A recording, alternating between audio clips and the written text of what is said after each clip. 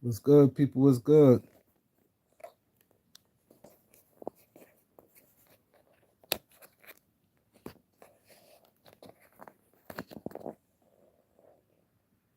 Dan, you missed us. Sean family, what up?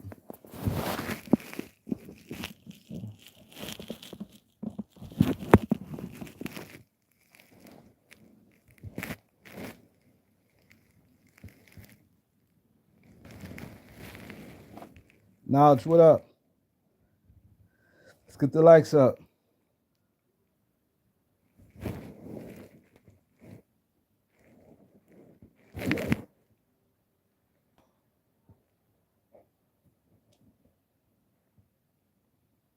Sai, what up?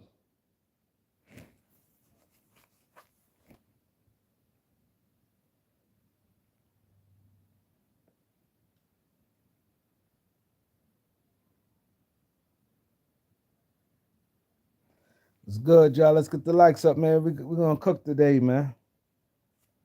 We're going to cook today. Try to hit that like button on your way in, man. Happy Mother's Day to all y'all mothers out there.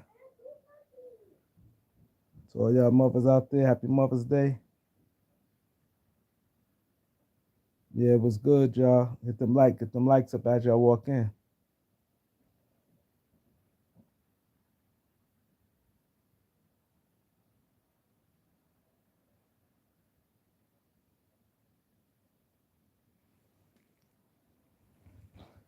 Yeah, I ain't really been keeping up with that knowledge.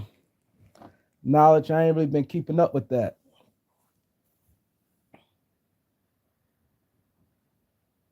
We was with Fat Joe last night. I ain't want to take no picture, but Vito took pictures, and we was with Derek Coleman last night.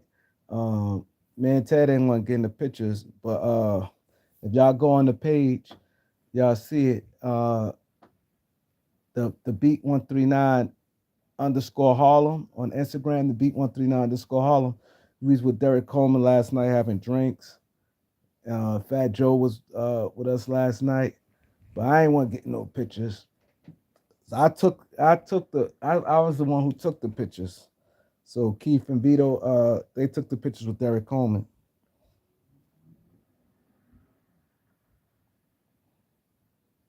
Yeah, I don't really know much about that. I seen like clips of it. I never I never I never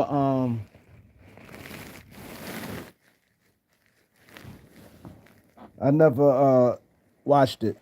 So I don't really know what's going on with dude and with that Fat Joe situation.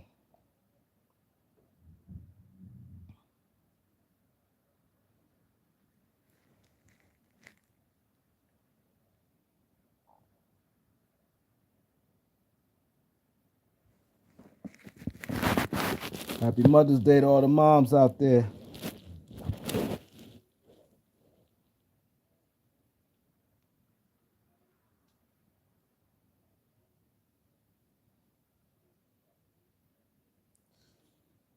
Yeah, this playoffs, man, we're gonna get to it. We're at the 4 minute mark. I'm gonna just get right to it, man. Then I'm gonna get to the Lakers. Um, Denver too inconsistent. Like you could see automatically what these teams need. Um, Even if they win, that's why I'm nervous. Cause Boston, one thing Boston got chemistry and they got consistency. They that's why I hope the Knicks. But to me, like I said, I don't think the Knicks gonna beat Boston. Because this 8. Hold up, four. No, this was game 4. No, game 3. This been 7 straight games. This been 7 straight games when Boston up 20 something points. Michael Porter Jr., Eric, what up? He always thinks it up. They gotta move him. They has to move him. This it been 7 straight games when they that they've been up 20 plus points on the Knicks. That scares me. That it goes to show that the Knicks can't beat them. That they clearly a better team than the Knicks. The Knicks won the last 2, but it was nail biters, and it was like by a miracle. And the last game of the regular season, they Boston won, but that was close. So out of 7 games, they blew them out four. They blew them out four. Out blew them out, where it's not even close, 4-7. And all the 7 games, they've been blowing the Knicks out.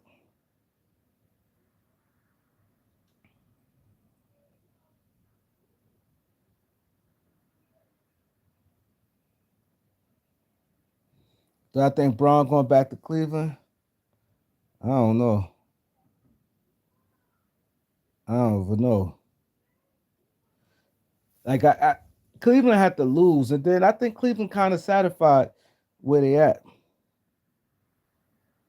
I think Cleveland this had to be patient. Even if Cleveland lose, I think they shouldn't see the problem with teams have sometimes when they lose, they go crazy and start breaking things up.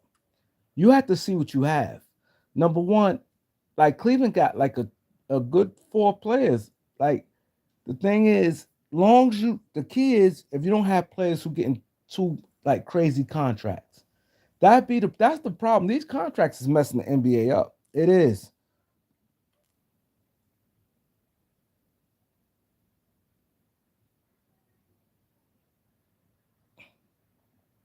These contracts is messing the NBA up because it's like teams forced to move players because they can't afford them no more. And then it's like you got a role player who would get paid crazy that shouldn't. That like a guy like for instance, I hear all every time that you ain't heard nothing about Steven Adams until now. Now all these Laker channels and all these analysts, everybody Steven Adams, Steven Adams. Steven Adams not that good. He had a good series against a bunch of short guys. Golden State is small, so he had a good series against them. And now I think he's gonna be overpaid. He's not that good. Somebody gonna give him around $10 million. Somebody gonna give him around 10. I guarantee him and his agent going into the off season asking for him and his agent going to the off season and asking for a mid level. They ain't gonna get it, but they gonna be targeting like what's the mid level 14, $15 million. They're gonna go in there asking for that. But it may be one team. I don't think they'll give him a long term. They may give him 2 year 20, one with a team option, something like that. But that's he overpaid. He's not that good. He only played good because they small. That's it. Golden State is small. He's big and he's strong. He said, Rain, do you finally think Lakers trade Reeves because his contract? I definitely think that this is the year. I think the reason why they definitely may look to trade Reeves because of Luka. Because you clearly could see it's not going to work. It's not. You got to have if Luka is if you playing Luka and you not having like how the Lakers lineup is, the way the Lakers lineup was with like Reeves, Luka, Braun, Rui, and sometimes Finney Smith or Hayes. However you look at it, if you don't have that type of lineup, Luka, you definitely can't play him Reeves with him. Now, if you have a lineup where you got like Luka, if he like really lining up as your 3, and you got like a Reeves at the 2, and then a point guard, someone probably like 6'3", if that's how you choose to do it, and he's not like Luka. Your point. The thing I like Luka and everything, but he is kind of like unbalanced though. Like I like Luka, like, but if I have my choice, you know how like you like somebody, but not for you. I'm not saying this because this year playoffs. I like balance. I like if you're small. I like Luka more of a small. He's not like a traditional point guard, but you can't have him with a point guard on your team. You got to have him with a guard that plays off the ball. That's the thing where now you got to have, and then it's like a guy. It's not easy to Lakers. That's why I said Lakers gonna have their job cut out for them. It's not easy and it's not hard to now you're dealing with contracts You got to when you all in with Luka, you got to go strictly fit with Luka. You have to go strictly fit with him. All guys fit. Like that. That's why the same thing like kind of like LeBron James. But LeBron James is I think is a little more easier to build around than Luka because LeBron can play off the ball more and he's more athletic than Luka. So he will push the ball more than Luka could. And LeBron more versatile than Luka. So I think LeBron building the team around LeBron is a little more easier. But the thing with comes that's why I said see LeBron. I think LeBron hurt. I think with him, LeBron not growing up with a dad, I think it hurt LeBron. Nah, I ain't watching that Cavs and Pacers game because I had to come see. I had a choice. I ain't have no other time. It's not that I'm not interested in the game. I really want to go live because this is what Nala said to me. Nala said, "Yo, Rain." So I want to go live for a few reasons. One, I said I want to go live Sunday because Sunday is like kind of like my rest day, and that is a day where I really don't go out much, even though it's beautiful outside and there was a lot going on. I'm getting calls like crazy. Derek Coleman asked us was we come pulling back up last night to go to Harlem.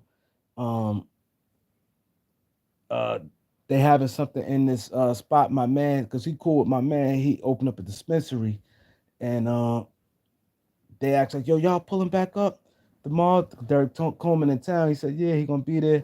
I'm so tired, mind you. Friday night, oh my god, I was done. I was done. We would just drink. We had an event on Friday. We partners with this group. We had a Mother's Day event on Friday. So it was a Mother's Day event yesterday, and then today is like the last day of it. And I'm just so tired. So I wasn't gonna come on at all. But then Niles was like, "Yo, Sunday's a good day for you." He said people is more interested in basketball. And then that Sunday, I ain't gonna lie, people's real generous on Sundays. People generous, and I, they were sending them super chats like crazy. I ain't getting no cash apps, but they were sending them super chats like crazy on Sunday. So it's not like I'm doing it just for money, but psychological. I don't know about anybody else because sometimes when you always get stuff, you take some stuff for granted, right? You take some stuff for granted. Let's say like some of these channels, like I watch some of these YouTube channels, they make and they sleep, they get $200 or $300, and they sleep 200 or 300. People finna spend a 20, like all you see popping up, all like consistency. Every other chat, they sending it. They could probably take something. Let's say if they get like they if they go through the whole day and may get one super chat or cash apps. Uh, yeah, he said these guys get $100 in 1 second. No bull. I watch some channels. 20. One dude may send 50, 50, 20, 20. You don't see them $2 joints and they joints. You don't see them $2. You see 10 may be like the lowest. You see 10, 20, 25. 50. You know, like it always like those numbers. It's like the lowest be like 10. It's never like 15. I always see like 10, 20, 25, 50, 100. Like a lot of them channels. And so sometimes if they and see they get mad. I don't. If they get let's say if they get like $50 out the whole day, they will be mad and super chats. Now, mind you, I be hearing them getting cash apps too, cause and you don't know what the cash app be, cause I be hearing them say, "Oh, thank you for the cash app, thank you for the cash app." He said, "Guys will send $2 5 times instead of sending $10." Yeah, so you're right. So, like I said, maybe they take for granted, but for me, when somebody pay you for talking, it's like, cause it's not like I said, I'm not beasting on nothing, but it just it's like a thing. Like And I tell them, they like, Dad, they gave you money. So when you get it, it's like to me, it always like a damn. Cause you know you got people get paid for public speaking. So it's like, damn, people sending you money to be on. Like I remember my people was like, yo, damn, they do that. I want to start a new YouTube channel. So it's kind of fulfilling. You know what I'm saying? So it's like a joy in that. It's like a rush when somebody's sending you something, and it's like a blessing at the same time. But back to the what I was talking about. So Luka, the Lakers all this is why I said, and a lot of LeBron James fans get mad, but it's just the truth. I think with this situation, the Lakers is in a tough spot because I don't see nothing out there they could just scramble real quick while LeBron. This what the Lakers plan is. I don't know exactly what the Laker plan is, but this is what I think the Lakers plan is. That these guys think you rich, everyone grinding. Hey, now the reason why I say I think that's bull crap. That you say people think I'm rich because Hassan Campbell, he showed his whole backyard. He shows in his joint look his background way more crazier than I don't really show much. Most you may see some jewelry, but you don't see no real luxury. You know what I'm saying? But I get what you're saying. I get what you're saying. So what the thing is with the Lakers has to be patient. They had to because Luka is young enough, and the way this league going, with the way the salaries going up, the Lakers just need to have. See,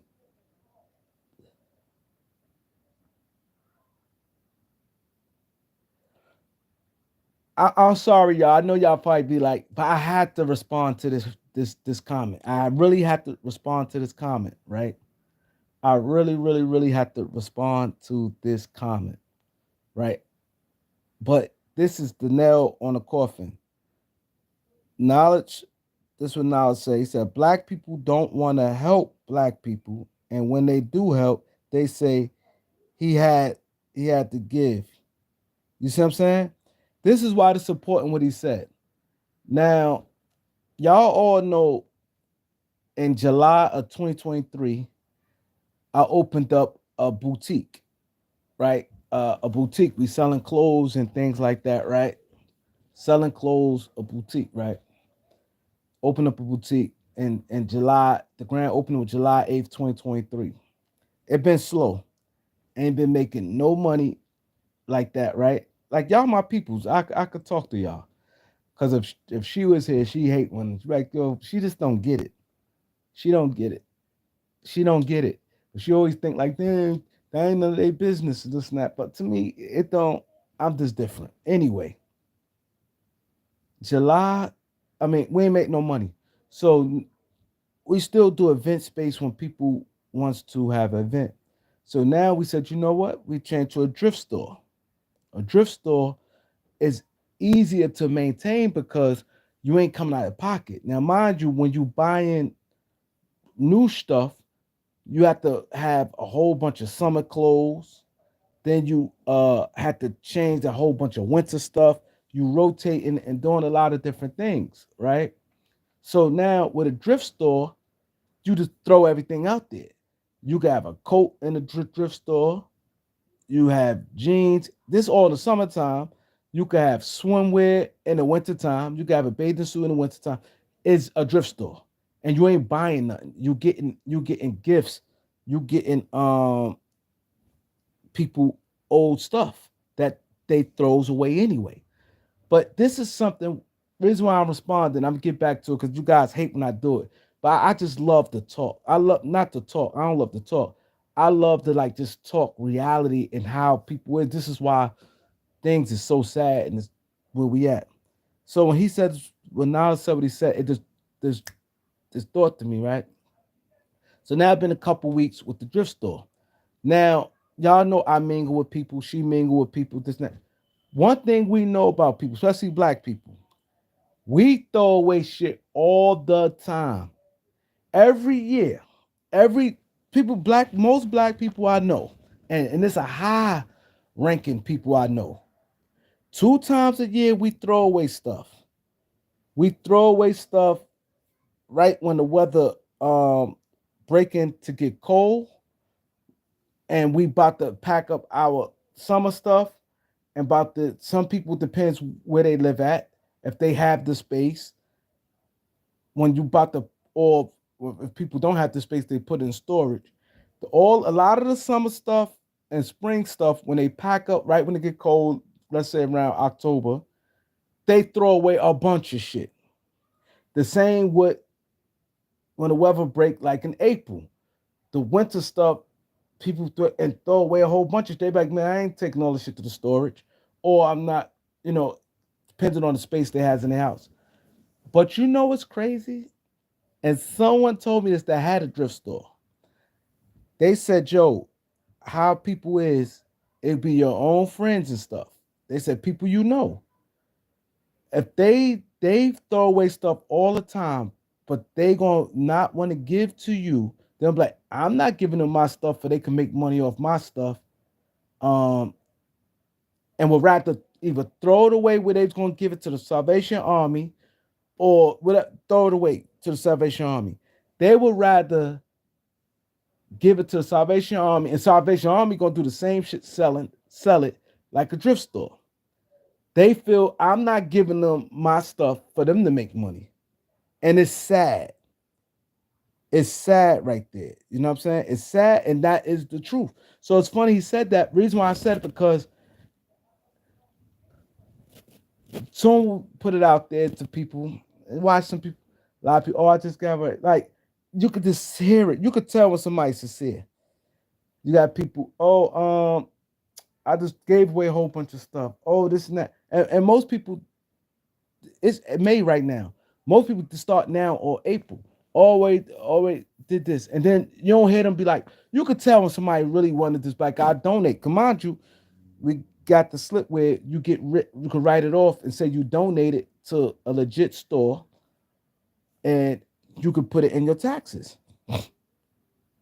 They don't want you to see, and I could tell when you said they go, oh, I got rid of one thing. You ain't get rid of everything. It's always gonna be something about, oh, I got this. I got a couple things I still ain't get. Oh, I got some winter stuff I might have missed. It's always something, but you could just tell. But the guy told me, he said, yo, they said, yo, you'll be better off just having something and talk to strangers. He said, you rely on your friends and do. They're gonna look at like they're not gonna help you give you stuff for you to make money off they shit.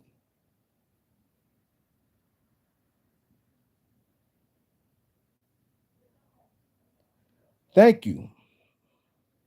They act like they're giving thank you. So they would not want to give the stuff away. You hear people all the time be like, I got so much stuff, my God, get rid of all this shit. I give away bags of shit. Bags of shit every single year.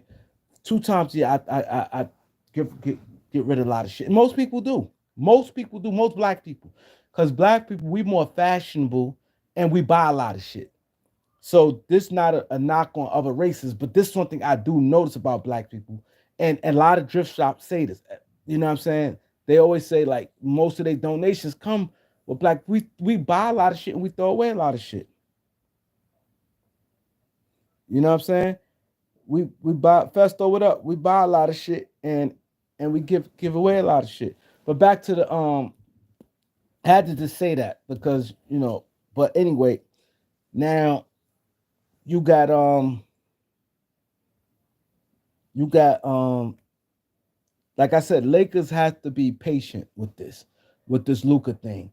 You can't think, okay, I'm just gonna try to hit a home and just make if Lakers, let's say LeBron is coming back, I wouldn't go all in on certain players. I'm not.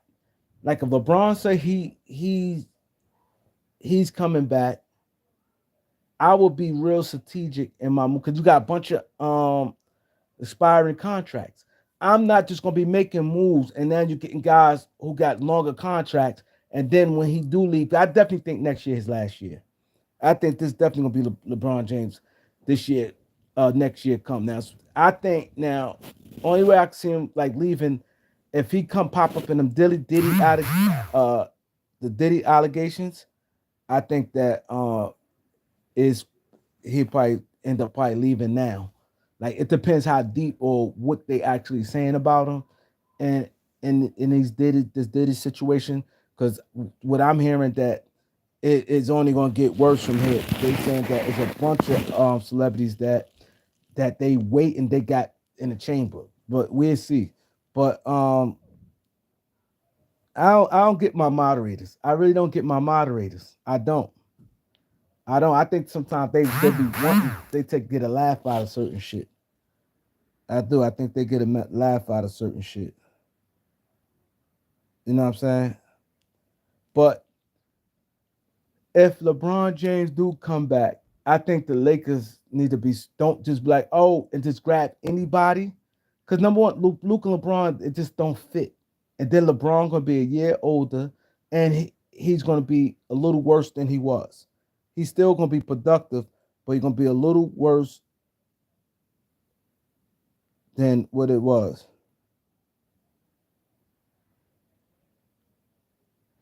He said Diddy allegations. He said Bron ain't got nothing to do with no damn Diddy. You mean Jay-Z? He said stop the Bron allegations. See, reason why I can see let me just tell y'all something. See, I'm just gonna give y'all a little snippet of something, right?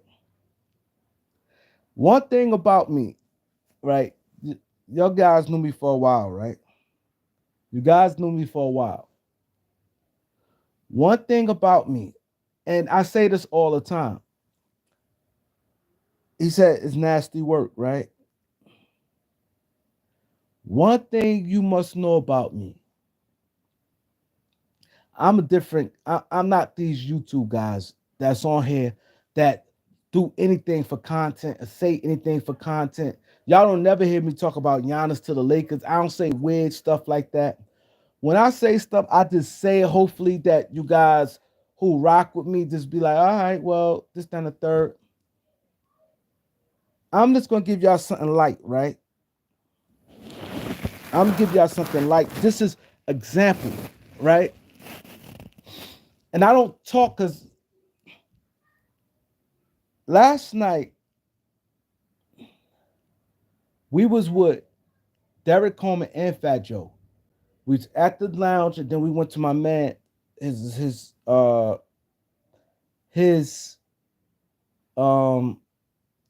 Derek Coleman was there first. Then Fat Joe came a little bit later. Cause he came and he talked about his podcast. He gonna get Derek Coleman. When y'all watch y'all see Derek Coleman on Fat Joe podcast. Watch y'all see that. Y'all gonna be like, wow. He gonna get Derek Coleman on his podcast. Derek Coleman said he go on his podcast, right? Um,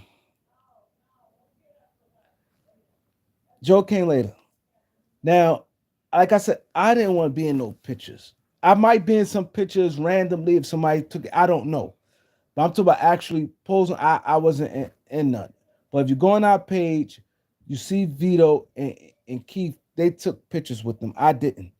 But if you see, we was in a closed session where this small group got laughing, drinking, and talking. The thing, let me tell y'all how this works. Now, I'm not saying that Fat Joe or Derek Coleman, they ain't say nothing about nobody. They didn't. They didn't say nothing about nobody. But I just want to give y'all this, tell y'all something, how it works. I'm fly and stuff. Got my jewelry on. We out, we doing our thing, right? We known to be who we is, right? My man who know cool with Joe, Fat Joe Mangina was there too, right? When somebody introduced, I don't know about how things work with you guys, but when certain people introduce you to some people, right? Oh man, they getting blown out. That's sad. When certain people introduce you to certain people, you don't question it. So you feel like I and you could look at certain people like You talk. And when you talk around people, you look at like when people you don't question it. See, I hate to say this, but this is different when you got most it's like a underlying thing with the streets. It's like an underlying thing with the streets. They're up by 28 points, crazy. It's like an underlying thing with streets. Think by Doc, Nas my man. And then with certain people, you bring somebody around when your people around a Fat Joe or Derek Coleman or any celebrity type person, and somebody be like, nah, and stamp you without saying much. Nah, it's my man. Nah, good nigga. Cool. Nothing to talk about. It's not like you have to be. So you don't know why I ask questions. You talk. Like I said, I'm not sitting there saying they didn't say nothing about nobody. But I'm just saying the conversation last night. This was just going every the type of conversation stuff you talk about. They're not gonna say it on camera. That's just in the story. Not going to say it on camera. You know what I mean? The point I'm making is I be around a lot. I don't this it means nothing to me. I'm not with all that. Like I don't do that. I feel weird. A part of me felt weird. I didn't want to any other time I take, but I just like, nah, I took the actual pictures. Got the phone, I took the pictures. I'm like, they talking about like, nah, go ahead and do it. Right? I've been around so many people. And y'all only look at sometimes when y'all think it's just the artists. It'd be managers, it'd be different people. You'd be surprised stuff that I heard. Stuff that I heard and stuff that I know. I will never be on here. And y'all should know this by I told y'all my source who work in the NBA. That is something I don't want to do. I just don't feel comfortable. Y'all don't never hear me talk about crimes and stuff on here. I don't do these things. Right? Jose, what up, bro? I don't do these things. So when I sit there and say, if LeBron don't pop up on Diddy allegations, I'm saying it for a reason. I'm not going to be on here. I never report on it, but I heard some things. I heard some things where it could be possibly he is. So for you to sit there and say, yo, what are you talking? Let me go back and read what he said. Let me go back and read what he said. This is my boy, too, who said this. He says, it's my boy who said it. I rock with him. He said, stop it. He said, stop that Brown allegations. No evidence, nasty work. And he said, no evidence, nasty work. Bro, I don't know how you don't know if there's no evidence. The feds holding back a lot of stuff. So nobody would be crazy to sit there and say no evidence. You would be crazy to sit there, and even if you're a LeBron fan or whatever, just to sit there and say no evidence is nasty work, Braun allegations. I'm saying it for a reason. Now, is it true? I don't know. I'll be around people. One thing, I don't do that. I don't come up here. And only reason I brought Fat Joe, it's crazy. I would have never met, y'all can go on the page, beat139 underscore Harlem, and go look at the pictures. You see my guys with Fat Joe and Derek Coleman. And then when Derek Coleman be on drink, I don't. And the only reason I brought Fat Joe name up, because soon when my live came, and it's crazy, knowledge just came out the clear blue, but just said something about something going on with some guy and Fat Joe. I said, it's crazy. I was just with him last night. That's the only reason I brought Fat Joe up. That's the only reason I brought Fat Joe up, because it's like, it's crazy. I just was with him last night. And he happened to bring him up so when the live started. I be around so many people. Oh, I'm in New York City, bro. I am that nigga. I'm not sitting here bragging and none of that. I know a lot of people. If I don't know a person knows somebody, and they be like, nah, Doc, come here. Yo, bow. That's what it is. I could be chilling over there minding my business. If somebody cool with a rapper or an actor, something pull up, like we was chilling with Glenn Plummer, who played OG Bobby Johnson. You'll think when you saw us talking, you'll think that I knew him. People like, yo, I didn't know that was your man. People's coming to me later. I was like, I just met the nigga today. This is like 2 years ago. I could just go and list the people. You see, people, literally, I can sit there last week. If I could, if my wife was there, she'd tell you. We was out, Carl Lewis, out. I see Nick Wright all the time. I see Nick Wright. I don't do that. Like, I don't compare. I saw Nick Wright or I saw this person. I don't do that. Denzel, well, I see people. Y'all don't realize I'm outside. One thing, I'm outside. I'm not one of these guys who talk on YouTube and sit on their house. You don't catch them out because they talk trash and stuff, but they don't go outside like that. They don't. I'm outside all day. I'm in here just resting. I feel good to be in the motherfucking house because I'm always running. People like the running man. My mom right now, she be like, you need to sit your old ass down. My mom be like, yo, you need to sit your old ass down. Because I'm always outside, going partying, doing this and that. I'm moves around, right? And it's not no thing. I don't be on here disrespecting nobody, but you got these guys on YouTube disrespect people, then they can't go nowhere. I don't disrespect nobody. You know what I'm saying? I say what I say, and that just be what it is. But I'm just a cool dude that people got love for. I ain't no clown. And when people, if I don't know, if people be around people, yo, NBA players and all that. I could name 100 NBA. I've been around, had long conversations with. Not no, and it ain't like I go up to them and start talking. I'm chilling. I'm like this. Like last night, Derek Coleman was watching the game. I know who he feel who's, oh, he ain't like that. This person ain't like, but I ain't gonna be on here and be like, oh, he said this, he said that. I ain't gonna do that.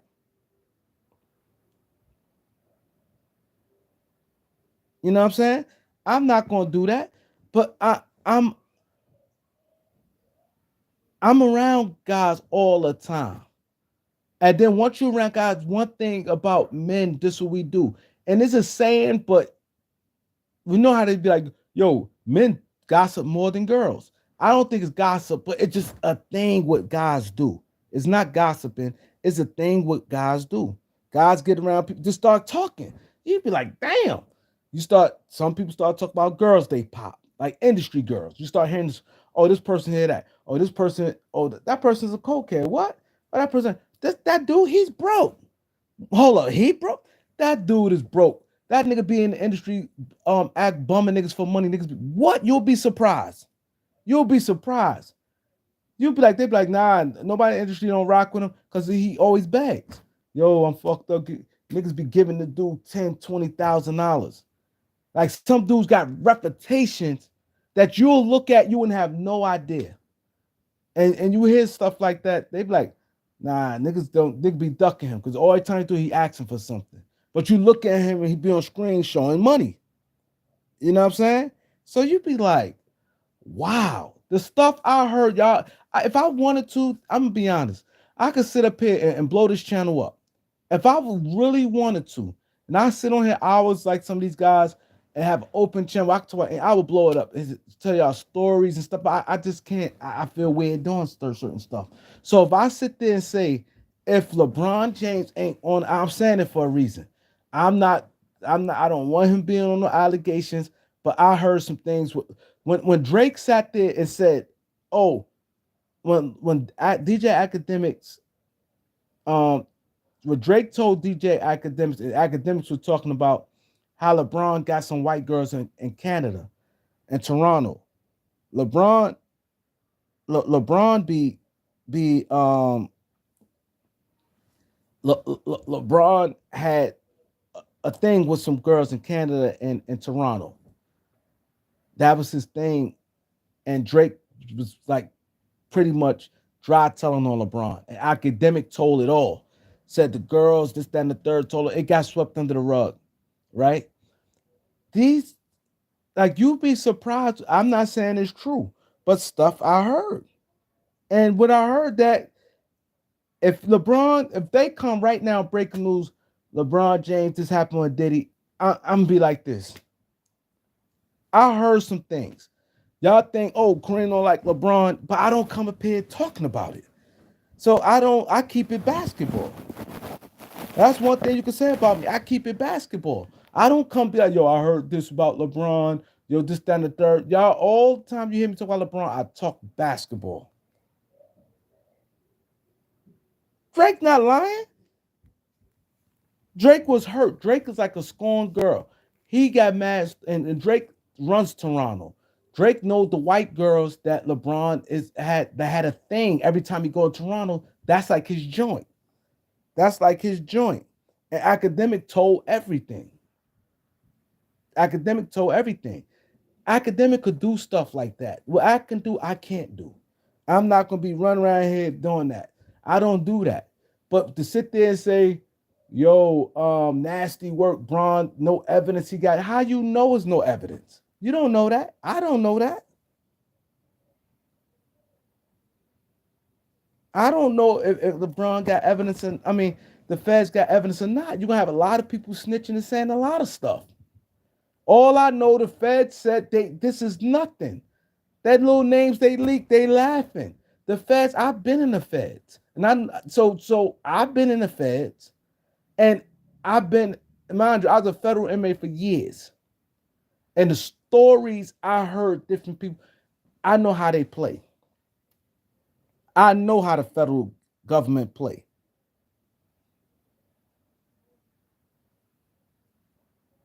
You know what I'm saying? So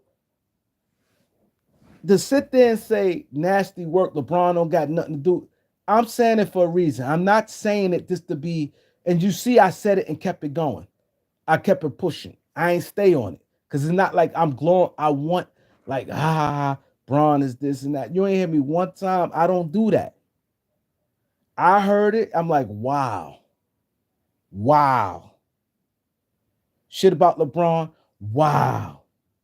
And that be it. That's my shit. Wow. And I'd be like, but I'm not gonna be on here. Yo, I heard this. I was with this person last night, and this person said I'm outside. Everybody in Harlem.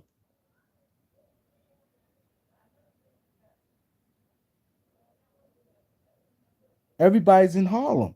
They come, they be then sometimes people want to be with they see certain they want to be cool and like because now they feel safer and safer. The more people they know in this spot, the safer they feel.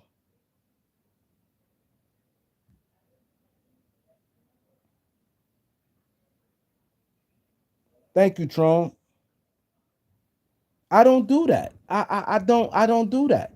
All I'm saying is, and I'm trying to, and y'all threw my whole stuff off. All I'm saying is, if LeBron don't get caught up in the Drake allegations, I mean, if he do, he might retire this year. That's all I'm saying. I ain't saying much. I just said if he get caught up in the Diddy allegations, I think he might retire now. But you know what I'm saying? I'm not here to sit there. And that's all I said. And I said it for a reason.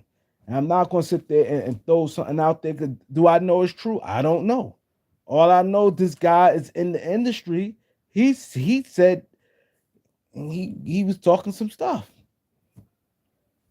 He could have heard a second. I don't know, but them you'd be surprised, man. You'd be surprised. And the difference is a lot of these guys in the industry is not no niggas like me. I just want to keep it all the way tall. Now, let me sit up. Now y'all got me on one right now. You got me on one, right? These dudes ain't fucking with me, right? They might got more money than they not the type of dudes I. These dudes is clowns. Some dudes is thankful and gifted because they know how to put some words together. They they not built like that. I ain't talking about no thug shit. I'm just saying this on some pure. They was nobodies. They was nobodies. They just do some lyric. They different from the young. These new rappers now is it's like street guys. The rappers today, these drill rappers, and even some of them who not drill rappers, like kind of new ones is more street guys than the guys back then. It's just a fact. My era of guys, a lot of them guys wasn't no real street guys like that. These guys is. If you look at it, you go, okay, 21 Savage. I mean, not 21 Savage. Little Baby. Little Baby was a drug dealer. People can vouch for him. Nah, he wasn't no thug, but yo, nah, he was getting money. He was, you know what I'm saying? Blah, blah, blah, blah. You know what I'm saying? These guys, those the other the um um Lil Durk, yeah, he was in the gang. He was no street guy, but he was literally in the gang. He was in the gang and he had enemies and people wanted to kill him before he ever even came out to the public. You see what I'm saying? And I can just go on and on. It's different than a lot of the guys my era or guys who a little behind me. You know what I'm saying? And so I said to say this. So when these guys come up and they talk, some they got loose lips. And not only that, even like basketball players. Like the basketball player, they don't care. So they be like, oh, this what? This guy's da da da. And they're gonna talk their trash about them. And they're gonna talk. Where if it was me, I ain't gonna lie, I feel uncomfortable talking to strangers about certain shit. That's just me. Like me, I couldn't. Let's say, for instance, if I was like a celebrity, I'm like a D E League celebrity. I am. My celebrity is kind of blowing up because now the place I'm going, people starting to recognize me. So I had to start like saying like, yo, I'm getting kind of known, right? But I can't like with certain things, I can't like sit there and tell like God, I just don't know. Like them guys don't know me. They see me like, okay, cool. Maybe just saying, I knocked this chick off, or this chick. Oh, what? Oh, yeah, Lil Durk was fucking her. Like they telling other niggas business. Dudes be telling other. I be like, damn. Like I'm listening. Of course, I'm gonna entertain it, but I'd be like, wow. You know what I'm saying? What? They be like, oh, she fucked. Like what? These niggas be running through. Like they tell me, I heard stories about Megan Thee Stallion. Megan Thee Stallion, everybody hit that. She's just a number one groupie. Megan is a straight. Megan got a lot. Yo, a lot of dudes ran through Megan. A lot of dudes. Megan name is dogged in the industry. Niggas done fucked up in cars and all type shit. I'm just gonna say allegedly. Let me just skip it because this is not my type of topics, right? I'm just gonna skip it. But man, y'all be surprised, man. I'm just not that type of guy. So if I say something in passing, just take it what it is, man. Like I said, if LeBron James don't get caught up in it, if he get caught up in the scandal, I think he's gonna retire because I don't think he gonna have a lot. I don't think he gonna be able to handle it. And like I said, I heard a lot of things about LeBron James, his character. Period. People don't like the thing is with him. He's strong in the NBA, and these players kisses his ass. That's just what it is. But behind scenes, people don't rock with him like that. People don't. People don't. NBA players don't rock with him like they think. They use him. He's that guy. You know what I'm saying? So the Lakers have to be real careful with this Luka thing. They got to be careful with this Luka thing because if I'm the Lakers, you got to think like this: LeBron will be 41. He's gonna be a little bit worse than he was this year, right? That just this normal. There's nothing wrong with it, LeBron fans. Don't get mad. It's normal. He's gonna be a little worse than he was this year, right? You can't bank on that. Oh, try to just bunch up and grab a bunch of guys and think you're just gonna win. Luka is young enough, right? Luka fell on your lap. You got a dominant player that fell on your lap that nobody saw it coming. You got to plan this thing out strategically. If the Lakers not man enough to say, hey, um, if the Lakers not man enough to say, hey, LeBron, you have to go. If they gonna deal with him for one more year, you gotta just be like, you know what? If you're gonna get players around them, make sure they don't have no. If they not like that, and it's hard for the Lakers gonna get a player that's like that. It's hard because Lakers always had attacks, and Lakers caught. Like you notice, Lakers always had a major attacks. Like other teams, you see them get good plays. You be like, that's all they gave up, and they be for the Lakers. They get this. It's gonna be hard for the Lakers. I've been doing my homework and I've been looking every which way on like damn. I'm like, yo, the thing I think the Lakers, this is my opinion. I think the Lakers should play it safe. The Lakers should play it safe, right? You get guys, you have to play it safe with guys you're gonna bring in, what what type of contracts they bring in. And I wouldn't take no long-term contract unless it's a guy that I feel like, nah, he's like that. Like, I can dig him. But the Lakers can't. If LeBron on that roster, you just got to wait the next year. Cause now when LeBron fully comes off, along with your other expiring contracts, then now you can really build around Luka. Cause like I said earlier, Luka is not the easiest guy to build around. Luka is not easy to build around. He's not because he's ball dominant and he's not like your ideal point guard. What you want as a point guard, you want your point guard to really be fast. Like to me, I'm maybe I'm old school, but I love the smaller guards point guard, like the 6'2", 6'3" guys that fast, that you know what I mean, get up and down the court. They push the pace and stuff like that. Luca is not that.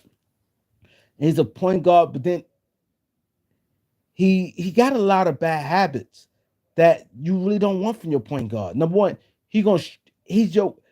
This is why I say it's hard building around Luca. For one, as a point guard, this is what you want from your point guard. I agree, and everybody know I don't like Halliburton. Nick T said Halliburton a better point guard. It's true, because what you want from your point guard, I don't like Halliburton, right? But reason what make Halliburton good, he understand the game very, very well. He do exactly what a point guard do, far as like the passing. He not control the pace. He got a strong temperament. He don't get rattled like that. I just don't like. I think if he could be a little meaner, I think if he let me slap the shit out of him, and he gets a little mad, I think he'd be good. He too much on the soft side for me, but he don't get rattled. He not control the pace, and he know how to. He got the right temperament for a point guard. The thing with Luca, what scares me, right? And I said it's not easy. This is why I said the Lakers need to take their time with this, with the Luca thing. Luca don't really have the right temperament. Number one, he don't push the ball like what you want from your ideal point guard. That's one. Two, he don't be in the greatest shape. Your point guard supposed to be like the extension of the coach, like a leader. Luca don't do that, right? And and the thing with Luca, like I said, he's not gonna, and he complains a lot. That's another thing. He complains for every call. He stop whatever he's doing to argue a play. That's not good as a point guard. That's not good. He will stop what he's doing, won't run back on defense, and stop and look at the ref like you're gonna change something. So the Lakers have to be real careful. I like Luca, like I said, I like Luca. I'm a Luca fan. He's a very, very dominant player. You know what I'm saying? Luca is a dime, but he definitely hogs the ball a little too much.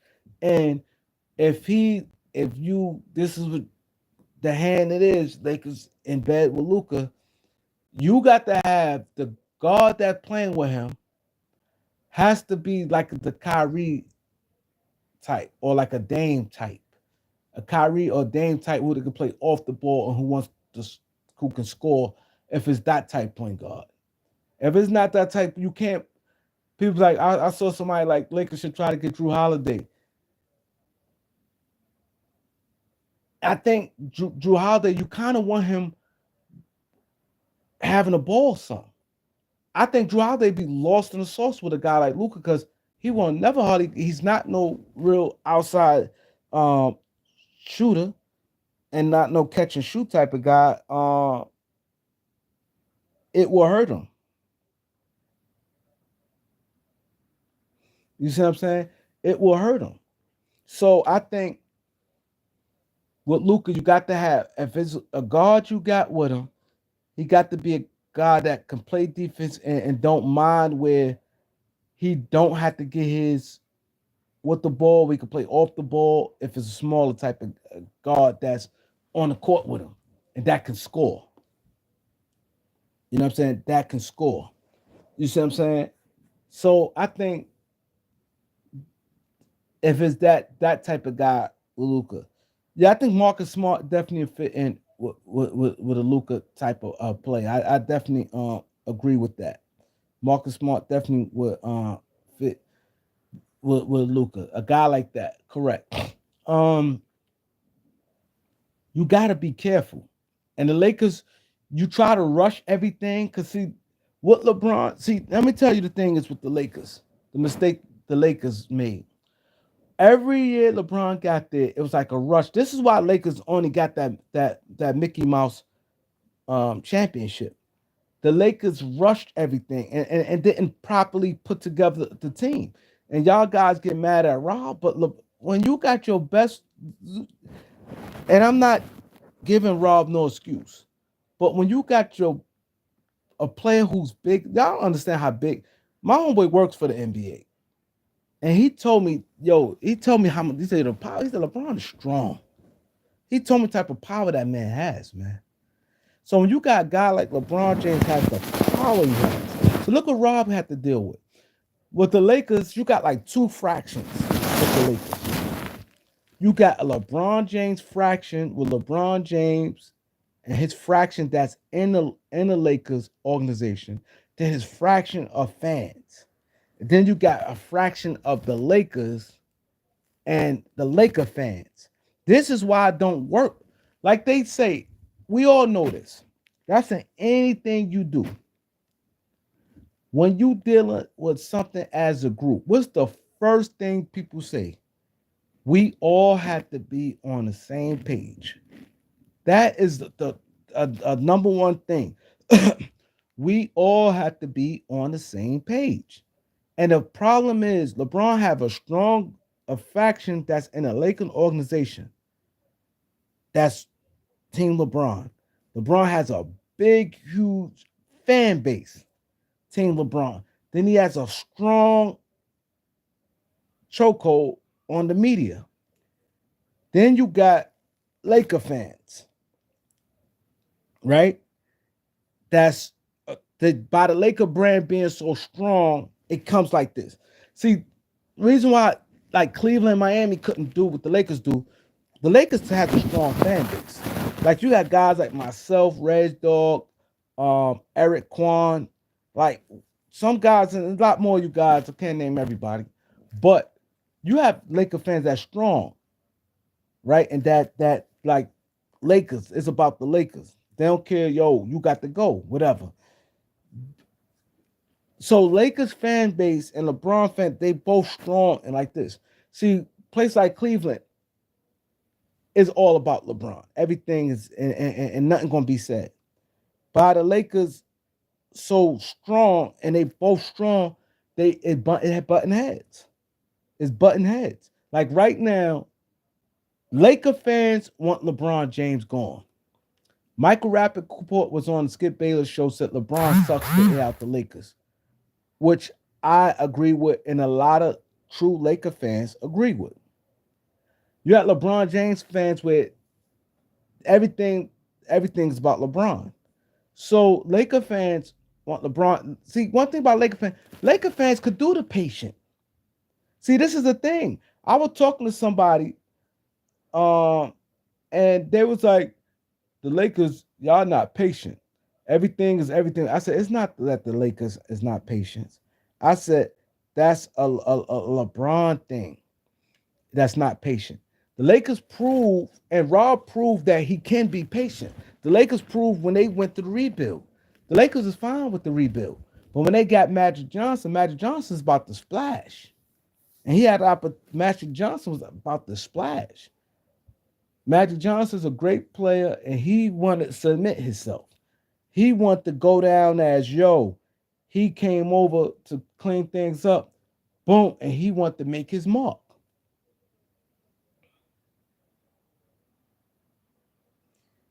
Magic Johnson wanted to make his mark. So the thing is what Matt he did what he did, which is okay, cool. You get LeBron James, there's nothing wrong with that. All right, bam. But the problem there is, um, the Lakers fan could prove they could be patient. And when you patient, it works out. It works out. Look at the Boston Celtics, for instance. You had a lot of people killing Danny Ainge. Oh, Danny Ainge did no Danny Ainge. Oh, F them picks, man. Danny, every year they sent all the media. They're killing Danny. He holding on to them picks. Oh man, they killing Danny Ainge. Danny Ainge's plan was to be good for the long haul. Long as you stay in contention, that's what built a franchise. Even it's not, of course, you want to win a championship, but it's value in being in contention every year in and year out. The Utah Jazz, the Utah Jazz was a what made the Utah Jazz and the San Antonio Spurs was so powerful for many years. They always, even when Utah had Donovan, they always good for the second round. And the Spurs, they've been good for a long time. They put themselves in position to be good for a long time. A lot of these franchises, they be good like Phoenix. They was in it for a little while, good for a little while with Devin Booker, Mikal Bridges in them. Now they back down shitty again. Then they get good again, back down shitty again. Get good again. The real franchise, the franchise is good all the time. And like he said, patience is a power. It definitely is. People don't realize that. And that's what hurt the Lakers. Every year with the Lakers since LeBron James been there, it's a scramble. Oh my God, they ain't win a championship. This guy must go. That guy must go. Oh my God, F the picks. Do this and do that. They scrambled, did all that. At the end of the day, they won one championship.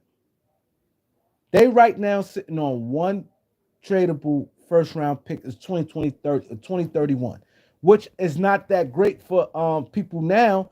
The thought now, don't get me wrong, the 2031 was good when you had Anthony Davis and LeBron James. Because you know what teams are bank on? They know Anthony Davis 2031 gonna be shot. And they know LeBron gonna be out the league.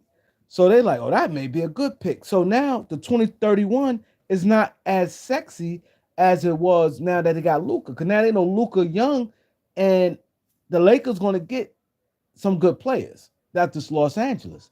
So they looking at now that 2031 is not the same as it was a few months ago when you had Bron and AD. They said 2031, Bron gonna be gone. AD gonna be shot, and the Lakers gonna have to repipe be a rebuild, and that pick may be golden. Now they're like, oh, they got Luka. Maybe not this year, but they going to, you know what I mean? Luka's just that dominant. Oh, they're gonna be all right. You know what I'm saying? They gonna be all right.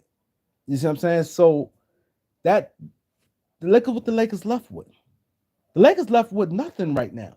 I try to see the difference between me and I see a lot of these guys, not even taking shots at them, but I see like Trevor Lane and these guys, some of the trades they make is everything's like too favor of the Lakers. It's like wishful thinking. They compare every day. These guys become will trade things every day. Everything's favored the Lakers. For one, you have to look at the Lakers don't have no the Laker players, the Laker players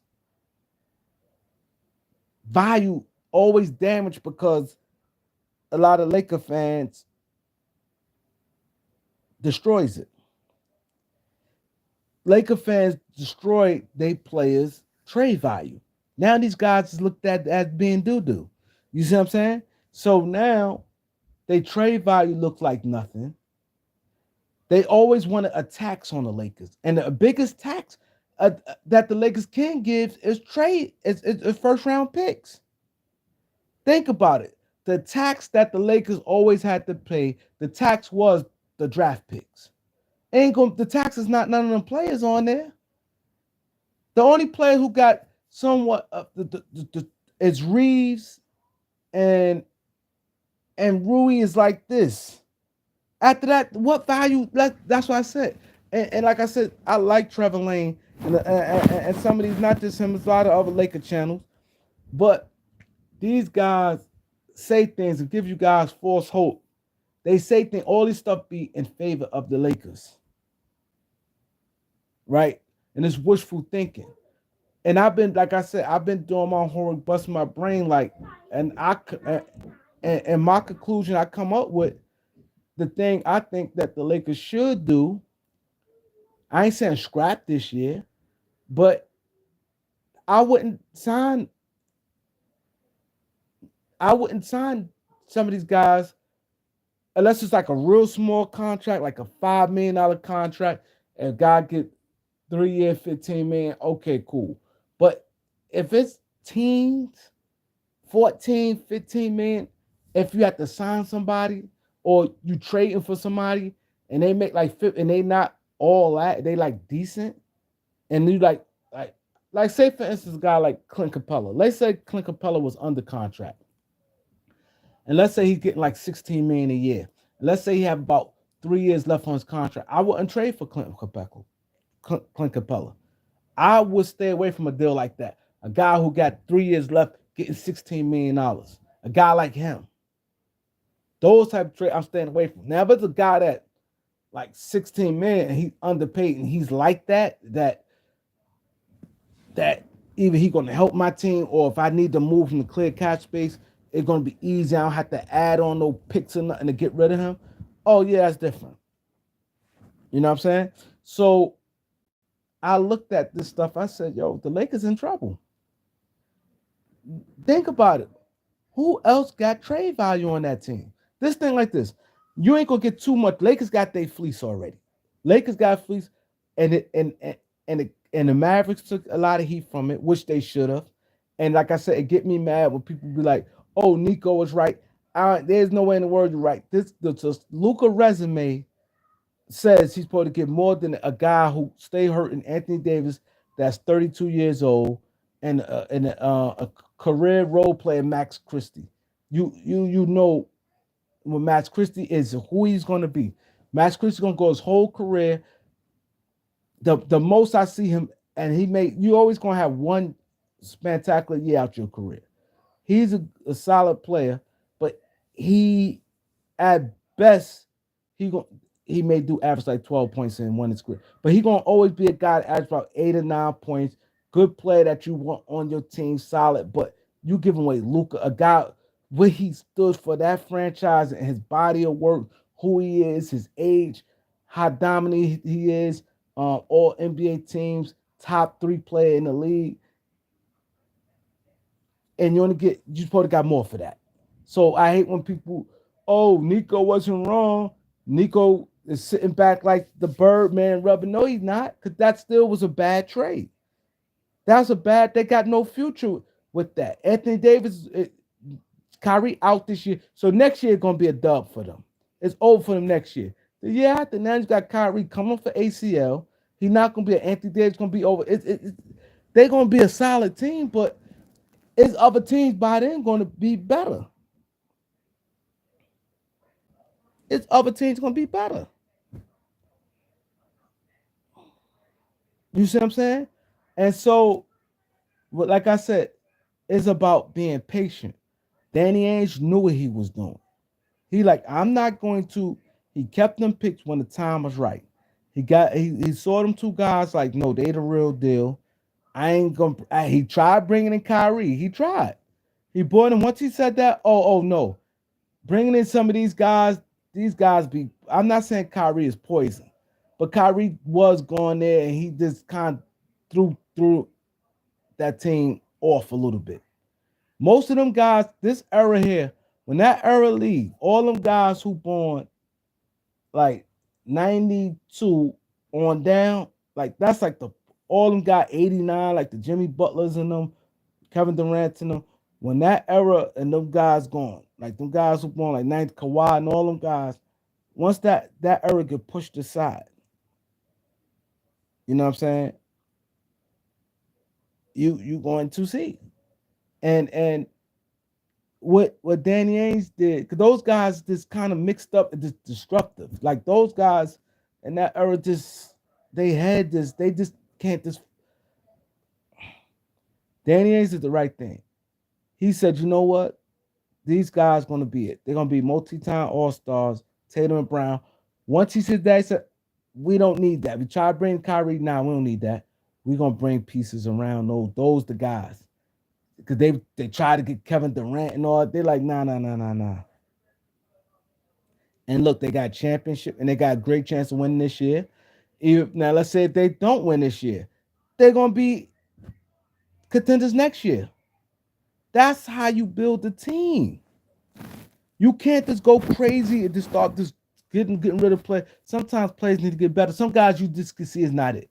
Like I've been like you look at Denver team, right? Jamal Murray is who he is, right? So when you look at a guy like Jamal Murray, it's like Jokic do everything in the regular season. He do so much for them. He do everything in the regular season, Jokic, right? And he like grind them out the wins because Jamal Murray pretty much coasts here and there, go hard here and there. Aaron Gordon's more of a lunch pail guy, but Michael Porter's supposed to have been that guy to do that. That's why they need to replace him, right? Because you see, he's not that. He don't have no big heart. If he ain't knocked down shot, he can't go to the basket. He ain't locking nothing down, playing no defense. He don't make winning plays. He just don't do nothing. See, that's the thing about him. If he's not hot from the outside, he's doing nothing. He's not going to give you no key offensive rebounds. He's not going to make no winning plays, smart basketball plays for you. Defensively, you're not going to do nothing. He just ain't going to do much for you. So a team like Denver, they got like a core of players. But the problem is so big of a salary, and you need a filler, right? A filler is where it takes pressure off Jokic in the regular season, and the guy who could be a little more consistent. They, if I'm Denver, I wouldn't go crazy. You got the three guys.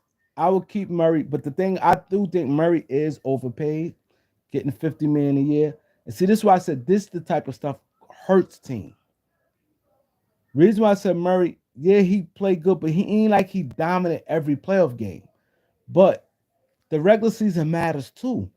Like, see, you can't ignore the regular season. Even though I like guys who perform in the playoffs, but you cannot just ignore regular seasons, right? So I said to say this 50 million, if I'm paying somebody $50 million, I'm not paying you about, oh, well, he is, I don't mind him this and that long as he show up in the playoff. No, 50 million is a lot of money. You got to play good all the time. That's for, why I want for $50 million? If I sit in the room and tell the player, once I offer him this contract and he about to sign getting 50 million per year, I'm saying I don't want you in no trouble in the offseason. I want you to be a good ambassador for this franchise. I want you in the community, do some type of community charity work, be in the community, be a pillar of the community. I want, of course, you can't control it, but you want a guy to be healthy. And I want you to play hard all the time and be good majority of the time. When you get $50 million, let's say in a 7 game series, you should be good 5 out of 7. Basketball is not like baseball with the pitching, and baseball you may go 1 for 4. You know what I'm saying? Where you can't really control the game. Basketball you could control the game. If I'm paying you $50 million and it goes 7, or if it's 6, I want you good majority of that series. You can't keep thinking that you can't. If you go seven and you good 2 out of 7, that don't work for me. If you have 2 great games, it don't work. If you have 3 games, no. I give you 2 bad games, and your bad games should be. See, this is why the difference with guys like the good players. The good players, they gonna have a bad. They 2 bad games going to be. They still had 20, 21, 22 points. They may shoot 7 for 23, 7 to 24, 7 to 24. But you know one thing, in black, he let it go. He shot 24 shots. He let that thing go. You see what I'm saying? He still ended up with 20 points. He got a couple points from the line, a couple 3 pointers, but from the field, he was 7 of 24. And he may have had like a couple turnovers, right? Let's say he had like 3 turnovers, but he still gave you 21, 22, 23 points. But he shot bad from the field, but he let it go. That's when you know, like that's what great players do. They bad, but they still, in the playoff series, they shot 24 times. You don't want your great player, your best player, and he goes 4 for 14. He shot bad, but he went 4 for 14. He only took 14 shots. Y'all, they lost that game. Y'all lost that game. He your best player. He went 4 for 14. No, you only took 14 shots. That means you wasn't aggressive. You wasn't engaged. And this, that, and the third is a lot to that. You see what I'm saying? I'm paying you a lot of money. Let that thing go. Go out gun smoking. Go out gun smoking. That's when you know, and that's what I'm expecting if I'm paying a guy $50 million. And now after that, them 5 games, you good. You good. So that's the problem I say with the Denver Nuggets. Because Jamal Murray, and he's overpaid. He's not no $50 million a guy. He's not no $50 million a year player. He get hurt too much, one. Two, he's not dominant in the regular season. The playoffs, he had big shots, yeah. But he's still not as dominant. Like people sometimes I think I'm just different from a lot of people.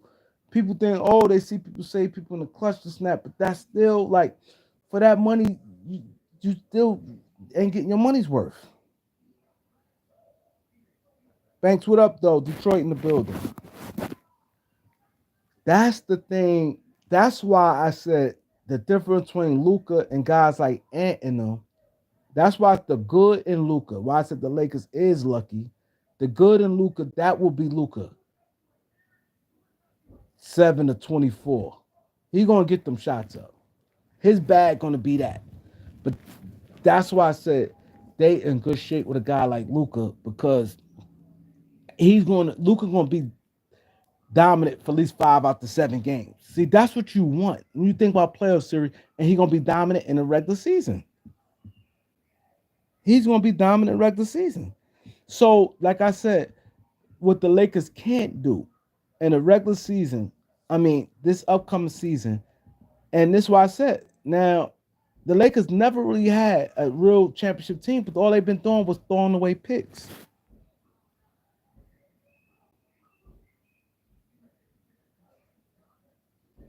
You're right, Eric. And see, the thing is, with these players, right? And this is why I said I'm necessary, and I think these guys in the NBA is missing a great opportunity because you could get somebody like me, a basketball savant, and someone can help you. I could build a championship team in my sleep. You give me Washington Wizards. Just give me some time, and I will outline a plan, and we will be all right. We'll be all right. See, these guys keep making the same mistakes over, and that's why I don't understand these guys. Like this thing, you can clearly see how this thing works, and you have to know how to adapt to the new NBA. The thing what hurt a lot of teams in the NBA is these salaries. You got a lot of these players not that good getting too much money, and it's not that you don't pay them. A guy like me, what I would do I'm not. It's not being cheap, but some guys I just can't give that money to, and you could find a cheaper person that gonna give you similar to what you getting from what you lost from that player. These players is not that far apart like people think they is. A lot of these, if we look at it, just think about this. You have a lot of guys now can dribble in the NBA, right? A lot of guys can dribble. In today's NBA, a lot of guys can score more than can score, which they really not scorers. I can name a bunch of guys that can that looked at as offensive players, but in reality they not. But in today's NBA, they is. So you got guys that can score more now, guys who go dribble. So a lot of these guys not that far off.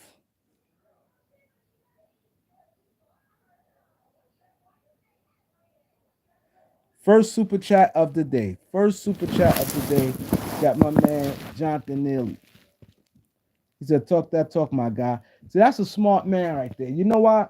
See, I'll give something different, and I'll give something different. A lot of these channels they just talk, just throwing out a bunch of trades, and a lot of guys entertain that. Oh, this, then, a third. I'm talking strategy. I'm talking planning, and I'm talking a mindset. I'm talking a mindset and tell you why the NBA, why these guys overplay. And a lot of these guys not as good as y'all think they is. And this is the problem with a lot of teams. They will overpay a player where you might could get another player, might not be as good at that play, but they not that far behind. They might not be that far behind. Look at a guy like Derek White, how the Spurs got him. I mean, how what's the name got him? How Boston got him. They got a first round pick. See, that's why I said Boston. People's like, oh, every time a player, I remember Jimmy Butler, Boston should try to get him. Every big play came up throughout the years. A lot of people was throwing Boston name around, and they ain't stupid with these picks. You could get cheaper guys that's just as good as these guys. That's gonna make winning plays and do a lot of things. Derek White was good with the Spurs, but sometimes it'd be hard when your franchise not that good, when your franchise not that good. Wow. He said he sent the super chat and YouTube censored it. He said you look like Dash. I'm starting to hear Dash a lot more now. It seems like I only hear it on YouTube. I don't hear it like from the streets. But a lot of people say that though. A lot of people say that on YouTube. But he said 902. Wow. Try send it again. Um, but these players, like I tell y'all before, what these organizations need, like let's say organization hire a guy like me. I do all their dirty work. Like I will come out here and say why we hire these and say these organizations, the mistake they made, mistake all these. It's like they think it's being professional and stuff. So they, I think they just need to be straight up with their fans. I think these organizations need to be straight up with their fans and tell their fans, you got a lot of smart fans and fans will understand it. But when you just outright trade a player and you know the reason you trade him, what? You call me? When you outright trade a player and people fans don't know why, they be like, damn, why they trade this player? And it's no real reason. So first thing they're gonna be like, damn, they cheat. They don't want to pay this player. They don't want to do this. Sometimes fans, the organization need to come out and say what it is. And the fans understand that. He said money went through, but YouTube didn't post a super jig because I only got $5 on here. Send a cash app then. He said, bro, we going through that now. We got to pay Ivory Durant big contracts. He said Durant 25 million. He's see that's the thing. He gonna want 20. He's not no $25 million a player, and this is why teams can't never get over the hump. Now my boy Banks is a Piston fan. Pistons finally got some traction, and these guys up for that they not like that, but teams still gonna pay, and that's what hurt a lot of these teams. The money hurts a lot of these teams because they can't build a certain way. Teams can't really get no real chemistry because guys always in and out. Guys don't give if if a guy's a free agent, the main thing he worried about is his money. So he gonna try to do everything he can. He gonna play his hardest. Now the year before he was trash. Now he gonna play his hardest and probably be on his best behavior to get the money. Once he get the money, he gonna be go right back to his old ways. These guys, a lot of these guys don't give a shit. Then they get overpaid because they have their best year and then they compare it to somebody who got paid. Desmond Bain, not a $40 million a year player. That's what I'm trying to say. This is what messes up team. Now, like for instance, now the main reason Cat got overpaid. Cat is not no $60 million. Like, come on, Cat is soft as baby shit. Let's keep it real. What about Carl Towns? No, well, he's not even the best player on the team. What about him supposed to get $60 million a year? He been banged up throughout his career. He never was no top five player. $60 million a year paying Carl Towns. So when people sit there, I understood that, and people killed me for it. I understood that Wolves trade. People's like, yo, the Wolves did it for multiple reasons. Wolves did it like, yo, we finally we could get flip him into two players, and we could get a pick. We get two players and a pick, and players that's not that far from them. See, this the point I was trying to make. You know what I'm saying? This the point I was trying to make. You can get players a little less because you're gonna get more for them. Like, look at that Wolves and what's the name? What Julius Randle doing? He's good enough. His salary way cheaper than his. He brings some things that Carl Towns don't. Carl Towns brings some things Julius Randle don't. Carl Towns brought you two things that he was taller, so he could play the four and the five. Julius Randle pretty much just a four. But it's a money thing. They know, hold up. We got Nas Reed about to be a free agent. No way in hell we won't be able to pay Nas Reed at all. Now they got a chance to keep it Nas Reed. Now they got a chance of keeping Nas Reed. So that's what I'm saying. With these organizations, they do stuff and then don't really explain why, and then fan base don't know. So they just start hooping and hollering and mad at their team. When you got a team that was close like Minnesota, and the only reason they did it, people, oh my God, they not loyal. Carl Towns didn't want to get traded. Minnesota, not you got guys like Steven Jackson and former NBA players. This because a guy in the NBA, that don't means they know about the NBA. Like, you'll listen to a guy like me and be like, he's not in the NBA, and dismiss everything come out my mouth. But you hear one of these NBA players, clear as day. And a show of hands, who know more about basketball, me or Nick Young? And a show of hands, y'all been listening to me. Y'all got enough to listen to Nick Young. Who know more about basketball? He been in the NBA now. Only thing he might know more about me, like the inner circles in the locker room. Like some NBA stories, or like how like some stuff that's in the locker room.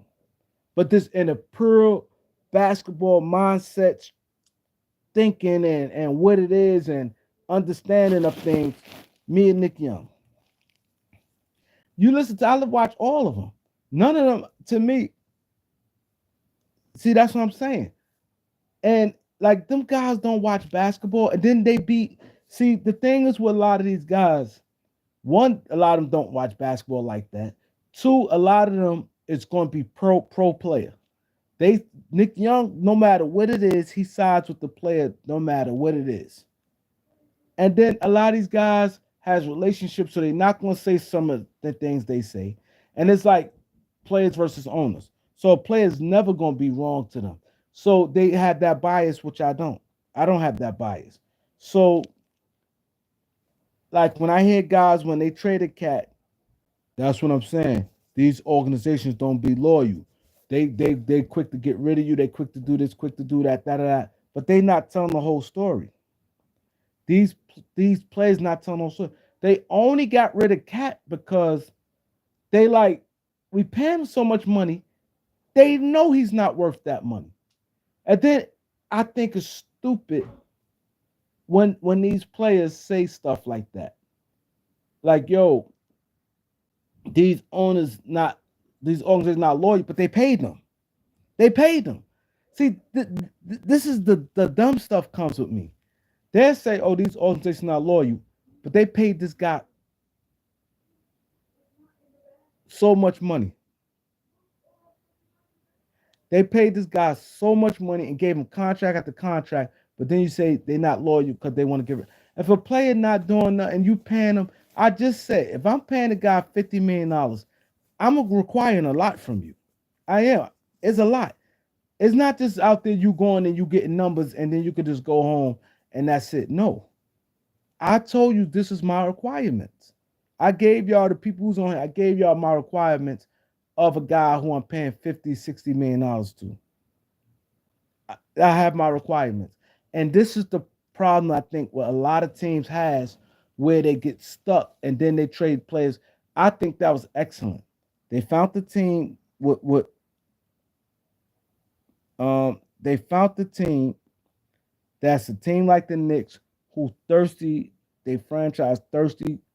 They want to pair somebody with Brunson and they thirsty to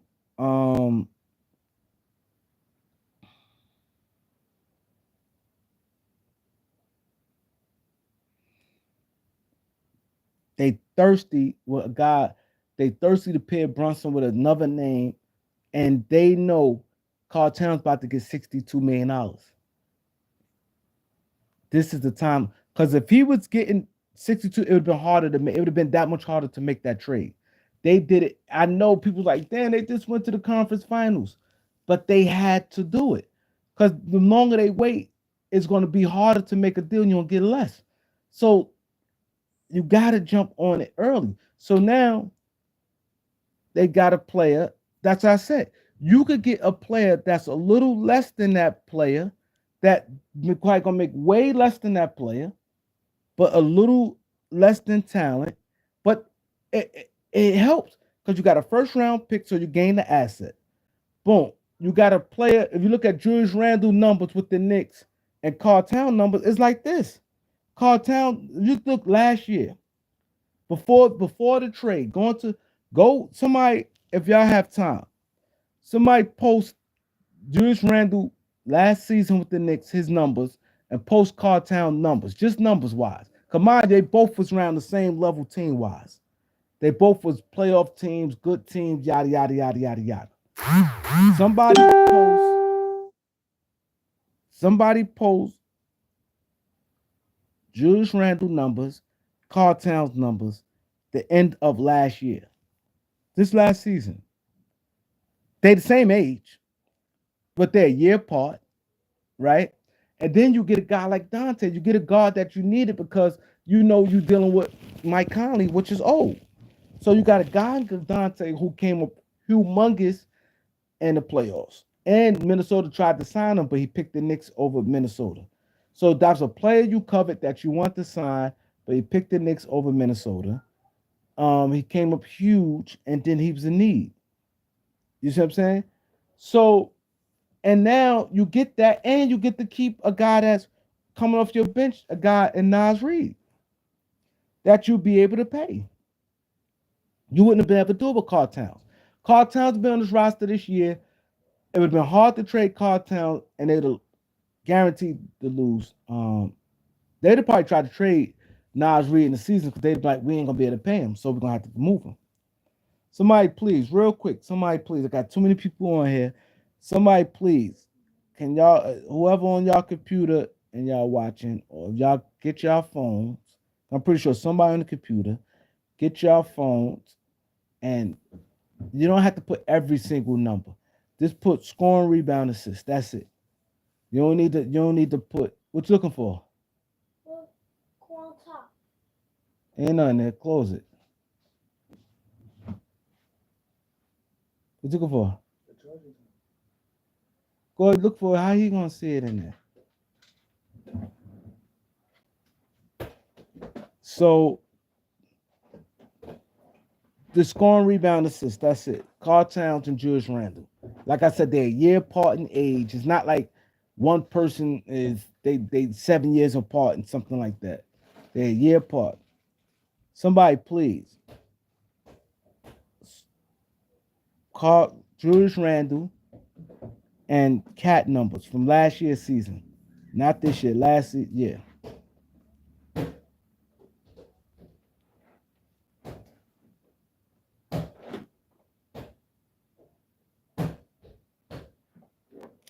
I can't do nothing now while I'm on there because I'm on live. I can't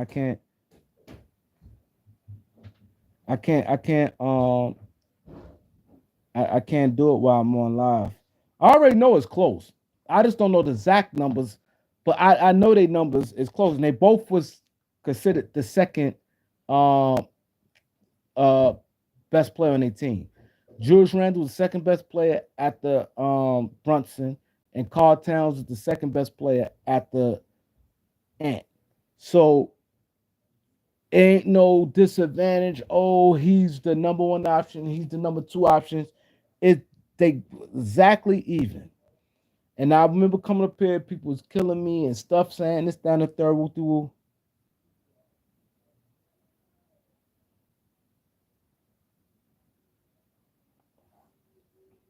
Dang, ain't nobody could just throw up their numbers real quick. All I do look at Julius Randle numbers, scoring, rebound, assists. I don't need no field goal percentage, no 3-point percentage. I just want scoring, rebound, assists. No steals, no free throws. I don't need to put up the whole thing. The scoring, rebound, assists. They said we all lazy guys. Yeah, I be seeing other people joints, man. I ain't gonna lie, man. And sometimes this be unmotivated. You know why? I'm be honest. You know how sometimes this channel can be not as motivated.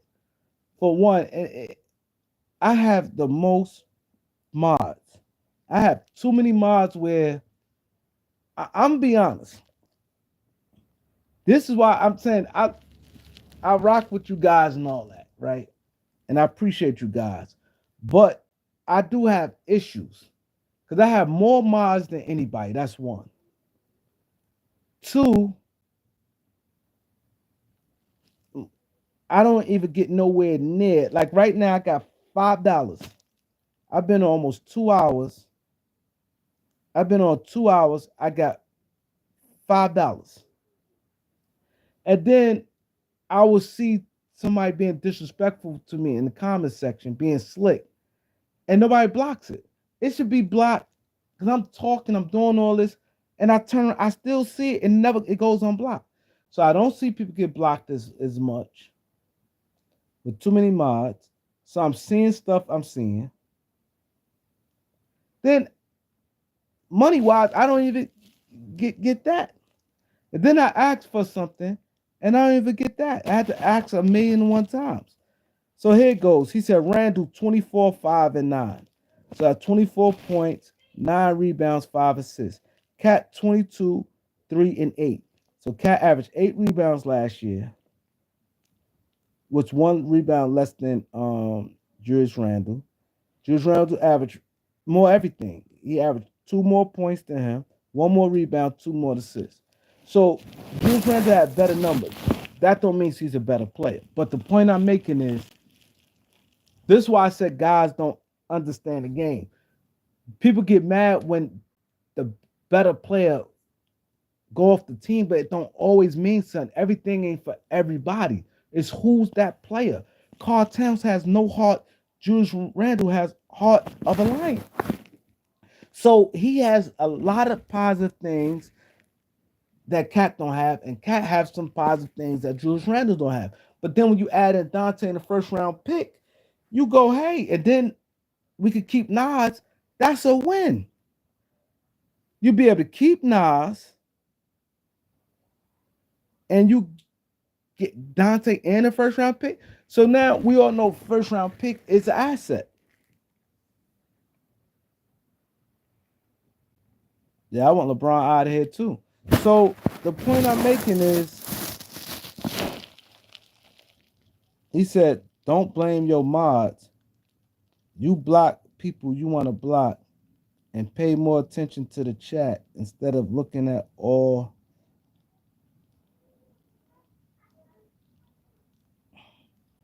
You telling me don't blame my mods. I'm not blaming them, but this is what I was told. What is moderators for? So, bro, I'm gonna ask you this. What is a moderator for?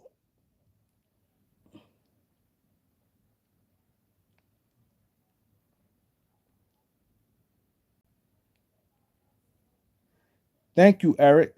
I appreciate Eric 100% right. He want Braun off. What is a moderator for? Now, I'm not as near YouTube savvy as a lot of guys, but I learned some things. The moderator is for moderator. What consider excellent moderator, right? I shouldn't. I should just be able to say my content. Like I don't going to like what you just saying just now. That's not disrespect, bro. I don't look at what you just said. That's not disrespect. You said don't blame your moderators. Um, you block the people you want to block. I don't look at what you said as a bad thing. You said nothing bad, Holla. Holla, you said nothing bad. That's not disrespectful. Your comment should not get blocked. If somebody disagree with what I'm saying, shouldn't get blocked. If somebody sit there and say, yo, you capping or go against what I'm saying, shouldn't be blocked. But disrespect, yeah. Because you come up here, you're being disrespectful for no reason, you're trying to clown, you should get blocked. So the thing what moderators do, right? When you're a mod, one, you should be a moderator is a supportive of that channel. Where all the channels I'm moderated, I make sure I go, like if I miss them for a few days, I will go back on my own time and I'll go watch some. Even if I watch 2 minutes of that video, I'm gonna give them a view and a like, and I'll leave a comment, be like, say dope or good shit or whatever. So I'm going to leave a comment on a video if they not live. Let's say if they're not live, I'm gonna leave a comment on their video, say dope, good, blah blah blah. I'm gonna give them the like and they got a view. So those things would moderators guaranteed. Now, if a moderator live, what a moderator should do, remind people hitting that like button. They tell people, y'all hit the like, blah, blah, blah, hit the like button. Subscribe to the channel, subscribe to the channel. Dropping my links to my channel. Every so often, send donations to the channel every now and then. You know what I'm saying? Every now and then, send donations to the channel. That's what a good moderator is for. So you know what I mean? You got a few dollars. All right, let me send a few dollars. Okay, like blah blah blah. Blah. That's what a good moderator is for. And then when I ask a question and I can't do it, maybe some of y'all couldn't do it. That's why I said some who could. Like if you're on your computer or if you on your phone and you're in the house, your computer next to you, go look up the money.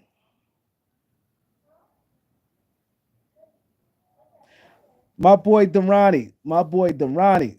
This is the guy. I appreciate him. He said, tell them to put the money where their mouth is. You know what I'm saying? Correct. Correct. So I agree. So I appreciate the Ronnie.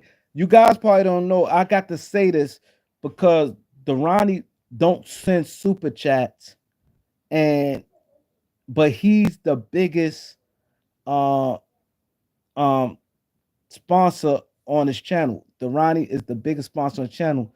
So y'all don't see it. He sends Cash App, which goes directly to to me. It goes directly. So super chats, it's it's good, but Cash Apps, if you send $10 on the Cash App, I get the whole $10. If you send $10 on a super chat, I'm seeing half that money.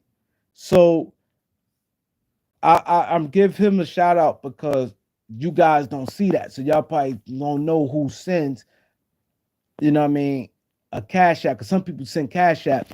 Like when I don't send super chats. When I'm on people channel, I send Cash App. I don't send super chats because YouTube take super chats and you have to wait a month to get that money.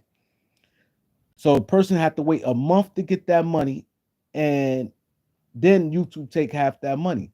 I send Cash App. So y'all might see me and don't realize I send money to people, but you won't see it because I don't send super chats. So I send Cash Apps because I'd rather the player, the person, get that money instead of YouTube, and then you have to wait 30 days to get the money. But besides all that, um, you know what I'm saying? Yeah, Sean Family, see he always put the Cash Apps up there. You know what I mean? But the point I'm making is this. These guys in the NBA, the money is really hurting the NBA because, like I said, a trade like the Cat trade, where Cat got drafted to them, Cat want to stay. They love Cat, but they like, we gonna be paying a guy that nowhere near worth that money, but we paid him. They loved them enough to get that money. That's why I said these guys, these ex NBA players, these ex NBA players hurt because they NBA players and the people that's watching taking their word as law. So if they say something, they taking what they saying. Like these guys got to know what they talk about. They in the NBA, but these guys in the NBA don't know about NBA. I'm telling you, a high percentage of players is on their phones all the time. If they at the games, watching the game, they on their phones all the time talking. It's more of a social thing. Let's say, for instance, a guy who got bumped. Who's bumped? Let's say a guy like Anthony Davis or Kyrie Irving, how he pulled up to the Laker game. When them guys at games, they there, it's a social thing. I don't got nothing to do. Let me go out. They on their phones a majority of the time. They constantly talking to people. They got their wife, their friends, or whoever fans. They constantly talking to people. They like this. And then if they not at games, they not in the house watching no games, man. They not in the house watching no games. Like for instance, we always watched the game yesterday. Derek Coleman. Now, I don't know what he do in his house, but we all was out watching the game. He was watching it, but he was like, because he at because he had a bar, I get it. But he wasn't like laser focused on it. He like this, like look, yeah. Just look like, you know what I'm saying? He made sure he watching, like, said a little comment, but he not watching it. You know what I'm saying? And a lot of guys, when they all, I'm telling you, I hear so many stories. Guys get mad when sometimes when they be wanting. I'm telling you, man. I'm not the type that call people out, and I'm not lying, bro. I heard this from players. They get mad from the minute the game is over. They want to get the fuck up out of there, man. When they start getting held up, they get impatient. They have stuff lined up already. Let's say, for instance, I gave the scenario before for all the new people. This is a normal with 90% of players. Let's say they're on the road, right? Let's say they in Houston, right? A player they playing they, you're right, Sean family. Let's say somebody playing Houston, right? A team coming town playing Houston. Let's say the Pacers playing Houston. The players on the Pacers, when the game is over, the first thing that the coach comes in after the players, they give them time to wash up and stuff. They wash up and talk to whoever they talk to. They normal have a quick it called a quick meeting, a 15-minute meeting, right? Especially if they don't have to, if they're not flying out that night. This if they not flying out. If they not flying out that night, if they flying out in the morning, this what always happens. The coach come in, win or loss, they come talk to them for a few minutes. Blah blah blah blah blah blah blah. Cause they not holding them up. Cause they already know players gonna go crazy. So they say what little stuff they got to say. You know, they may say, don't forget, we got a flight in the morning. Y'all bet not be late. This is what happens. Let's say they got a flight. I'm gonna break everything down to your behind the scenes, right? Let's say this happens. Yo, they come in there. Let's say a flight. They leave the next day. Let's say it's like 10 o'clock. The game over. 10 o'clock at night. The game over. They leave 6 in the morning. The coach comes in there 15 minutes and a reminder. Listen, we got a flight tomorrow. The bus leave at this, that, and the third. Everybody better be on that bus. You getting fined. Da da da da. The time is the reassurance. Da da da. Be safe. Don't do nothing I wouldn't do. You know, 'cause these grown men. Don't do nothing I don't do. Stay out the way. You know, get your rest. Go to your room. Get some rest. You know what I'm saying? If you want to go order out, or if you want to go eat and you know what I mean, go food. They know players on the road. Some players going out, especially in certain cities, especially certain days of the week. If it's like on a Thursday night and stuff, they playing Friday night, they know what it is. They on a roll, right? So they do this. These players be ready, can't wait to leave. So now, or let's say the game over early. Now, mind you, like I said, let's say they here and it's West Coast games on, right? So now it's West Coast games on. So they do that. These players be like this. They're ready to go. So two things players have in mind. Some players either they gonna go hang out in town, or they got a girl that's with them, that's in that city. So now they meeting up with the girl. They not watching no games. They not hovering mad that they lost. They got that girl.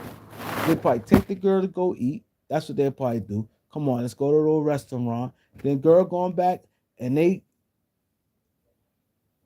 sleeping with the girl.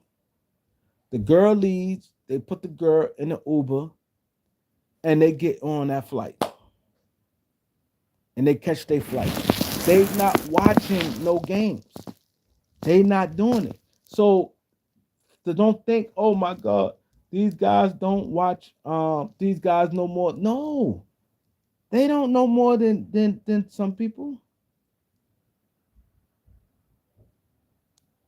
They won't know that. So the point I'm making is, and a guy like me, I don't do what makes me so powerful.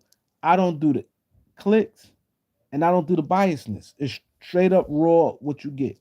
So I said to say this: the money is the main thing hurting the NBA.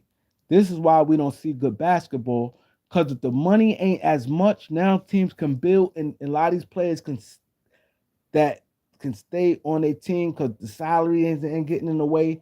You move some players you might need to move. It's a better game because you got players that already mentally out of that city. That's like, oh, I ain't signing with them. Players already know, like, I'm not coming back. I'm signed. I got my boy over here. The players already in. There's players right now that's upcoming free agency already know that they going to another. But let's say a player right now know, and they talk to. You think this not going on? Let's say, for instance, right? I'm just throwing a team out there. Let's say a team like the Sixers or somebody. Let's say Sixers. Let's say a B is cool with a role player, not even a star player, a role player, and the player, and he's value, he's good, and he know like what type of money he gonna probably gonna get. Let's say he may get around like $10 million, right? He already know that. Like that's his range. And let's say a B, like I'm gonna get you over here, and let's say a B talk to the Sixers. Sixers, but oh, we got 10 million for him. We got that in our cap. We could get him for 10. So now the player's already in. A B already told him, yo, I like this guy. He wants to come here. They're like, oh, we give him 10 million. Only thing changed that if free agency hit and the team throw a crazy number at them, they go, oh, I wasn't expecting this. I was expecting. They're like, yo, bro, you gotta understand this, yo. You gotta understand. They offered me 2 year, $36 million. I gotta take it. That's the only thing. But a lot of these players already have their eyes and they know what type money, they know what range and stuff, and they test free agency because maybe some money might get more. You know what I'm saying? So it may be, more money may come about. So that's the thing. And so if a team, let's say it's January, and a team already, a guy's a free agent, and he thinking like, all right, I'm gonna sign a 3 year deal. This team got 3 years, 60 million from me. They said they could give it to me. Da da da da. I'm already worrying about this team. These players today is sad. Correct, Eric. These stars don't have the same trade value as they had before. That's just a fact. A fact. And this is how you know when players not that good. Paul George left as a free agent. As a free agent, and the Clippers ain't lose a beat. It's not like they traded Paul George and and they got assets back, and the assets they got for Paul George produces. When a player leave free agency, and the goal, not the goal, but when a player, if you have a great player, whatever, good player, whatever, leaves as a free agent, that's why they always say this. If you notice, they always say, I'd rather trade him to get something than to lose him for nothing. Because when reality is, when you lose a player and he's supposed to be so good, and you lose him for nothing, you supposed to go like this, to be honest. You supposed to go boom. Because it's not like a trade where like for instance, like let's say if Minnesota lost Cat in free agency, they wouldn't have been able to get no Julius Randle and no Dante, right? So it's like that's a big loss for them. But when you trade a player, the people you got coming in kind of help balance it some. But when a player leaves, this is how you know Paul George. This is how you know guys is not that good. How the Clippers lose Paul George, who would have been the second best player? This guy got $200 million deal from the Sixers. He got $212 million from the Sixers. They lost on free agency and still this didn't lose a beat. The record wise, the same. It's competitive in the first round. They lost, but they're competitive, very competitive. They played the good team. It ain't like they played the weak team. They played the good team that right now is 2-2. Possibly can go to the conference final. That's an indictment. It goes to show these players don't be that good. This is why I said if I was in the organization, if a, if they hired me as in any organization, I would have a major impact because my mindset is different. These guys don't be these guys look at the numbers. Oh, they don't be as good. You can trade these players, and a player may be a little less than them, especially now if you're getting multiple pieces, guys can help you, and they could do, especially in today's NBA. Today's NBA is easy because there's a lot of guys can score in this league. Look at Quentin Grimes. Quentin Grimes came from got the green light, scored like crazy. Quentin Grimes averaged like 26 points in the Sixers uniform. Quentin Grimes averaged 26 points in the Sixers uniform. Yeah, I know they had injuries and stuff like that, but it's not like he averaged 26 points and he shot 30%. He was like the man on their team, and people was God. This I really watched it. I said, let me see if this like flukish. He was getting guys that really guard him. He the man, and teams that was needed to beat the Sixers. Because it was games that okay, we had to beat the Sixers. So it's not like they played around with the Sixers. We gotta beat them. One time I see Milwaukee and play them like, no, we gotta beat them because you trying to stay at a certain level for you don't lose your seating. So you go, hold up, this guy scoring like crazy. You got guys on them. It's going to overtime. Sixers are competing. That's how you like. That's the point I'm trying to make is everybody can score. So now you get guy, you can get rid of these guys. My thing is that I'm not overpaying. That's why I'm saying a team like the Lakers, back to the Lakers. You got Luka. You have to be patient. If you the Lakers, the number one thing you praying for, the first domino you want to happen is LeBron James leave.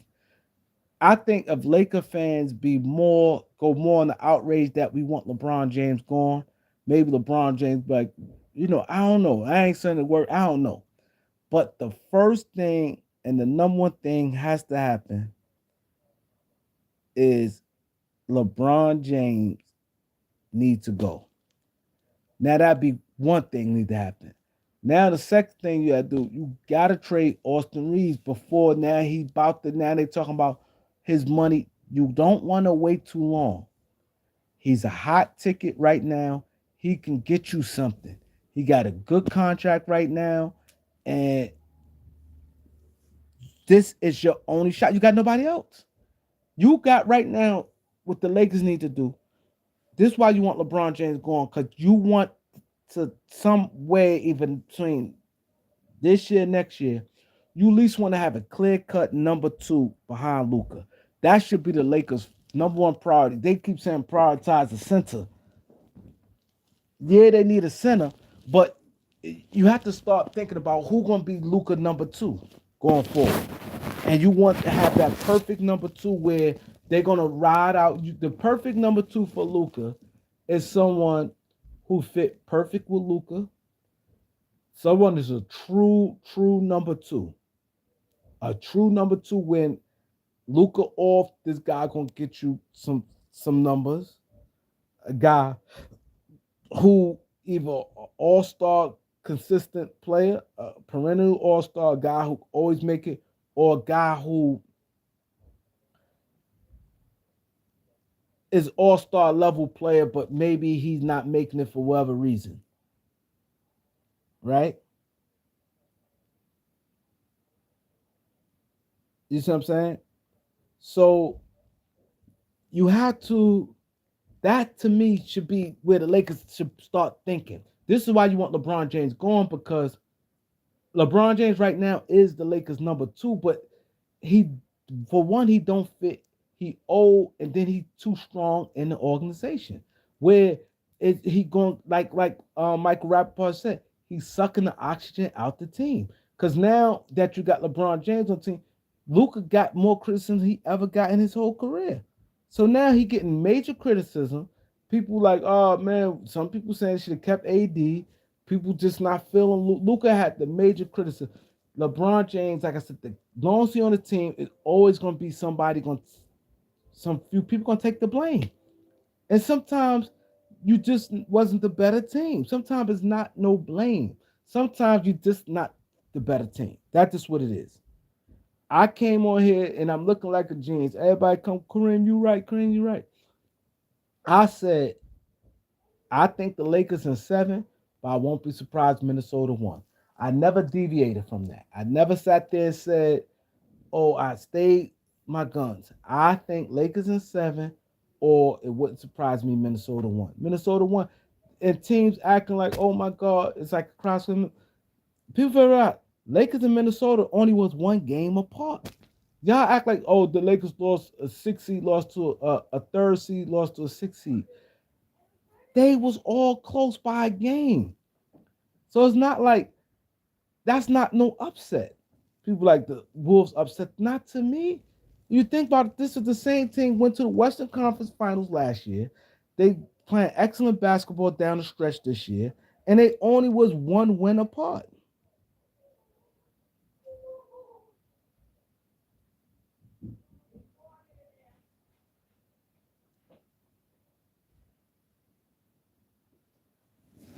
Avery,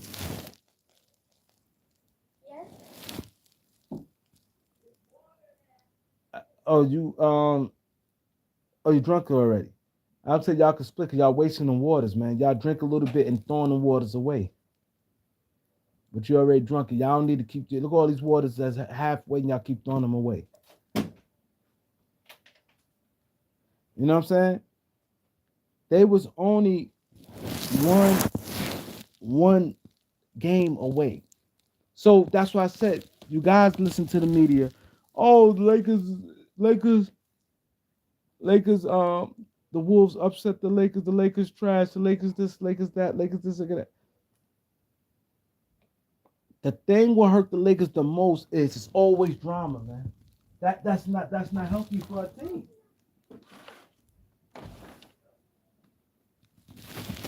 It's not healthy. Who living in drama? That's like being in a relationship for anything. It's not going to work, man.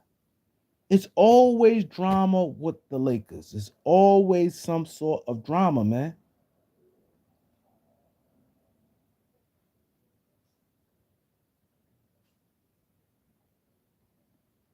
It's not healthy.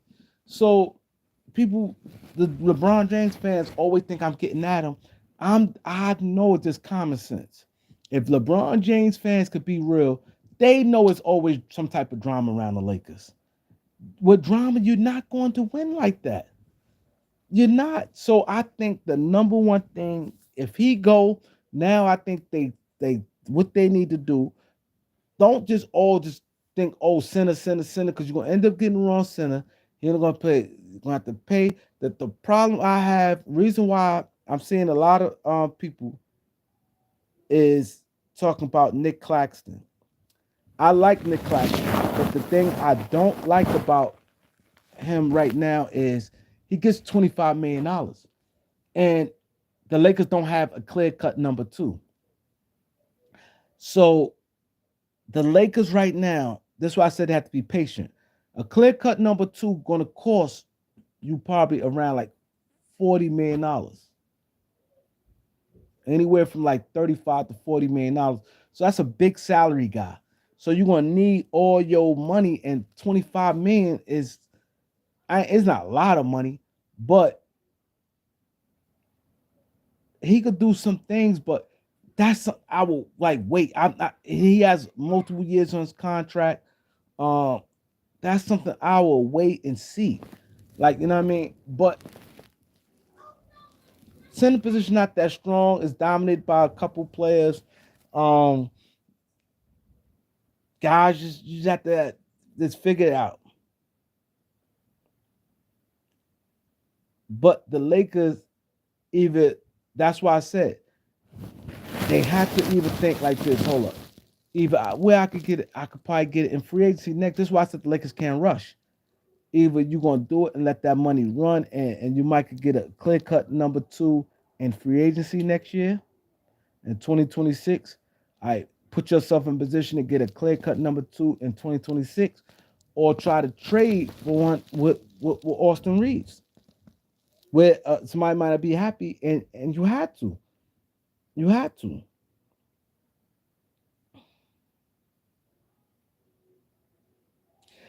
That's the strength the Lakers have right now. I'm gonna tell you the strength the Lakers have right now is expiring contracts. This is how you might could get a number two. The thing that hurt the Lakers is not that talented. But if the get right now, the most strongest package the Lakers could put together is that 30-31 first, Austin Reeves and Rui. That's the strength right there. That's the strength of the Lakers right there.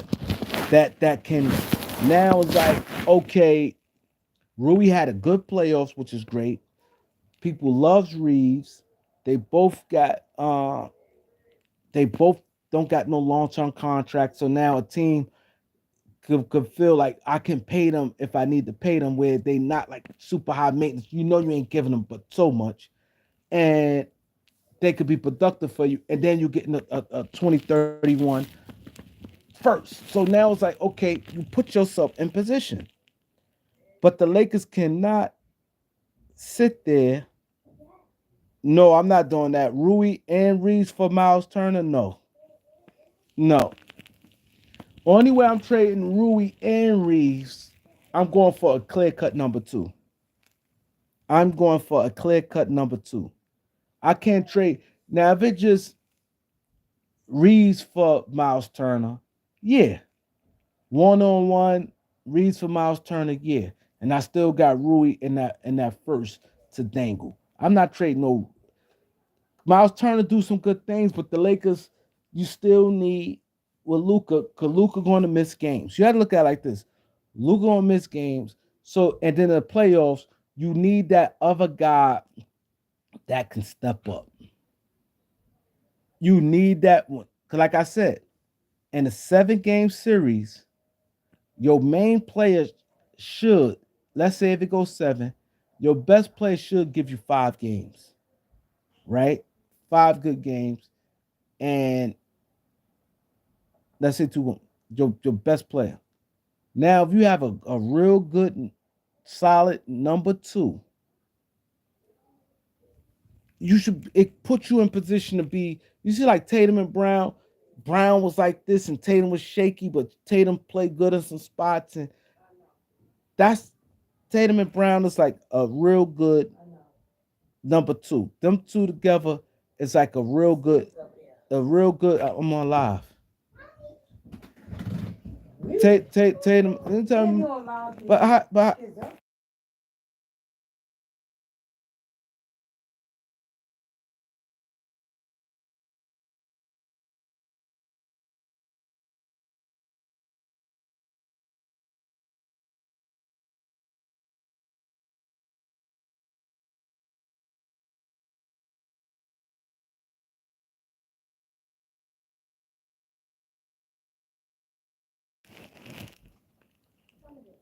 you know what I'm saying? Um, how I feel about Aiton? Aiton is cool. Aiton, reason why I said if I'm the Lakers, I'm going after Aiton for 2 reasons. One, he's a guy who can get you 18-10 on a regular basis. He's still young. Aiton, think about this. Aiton is still young. He gets you 18-10, and the most important thing, his contract expired. Now, if Aiton had 3 years left, getting 30 something, no way in the world I'm touching no Aiton. But he's expiring contract. Aiton is expiring contract, so it's a great placeholder. Aiton is somebody I get this year, even if LeBron, let's say LeBron James stays, I'm still getting Aiton because you have Aiton contract expiring and LeBron James contract expiring, so as you know, but those be two big expiring contracts.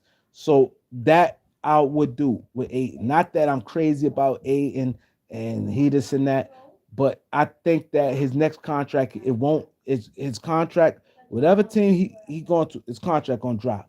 And I think he's gonna have a good contract on his next deal. I think he gonna be, you gonna look at him right now, he's frowned upon because he's not worth the money he's getting. He's not worth he's not worth the money he's getting.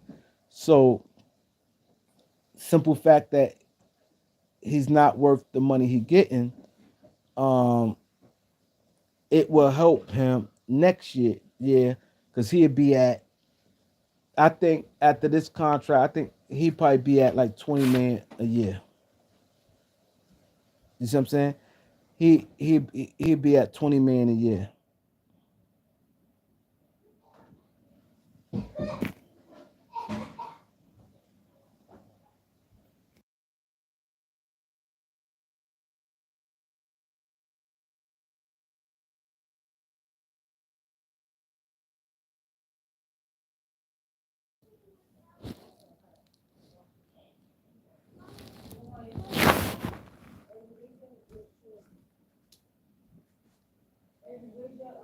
You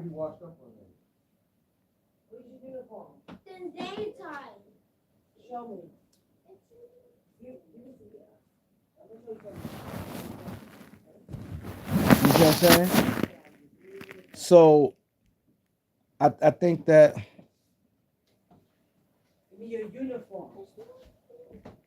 so so I think that he'd come down to earth on his contract next year, and so that's what I said. It's a good thing. Let's say if he played for the Lakers and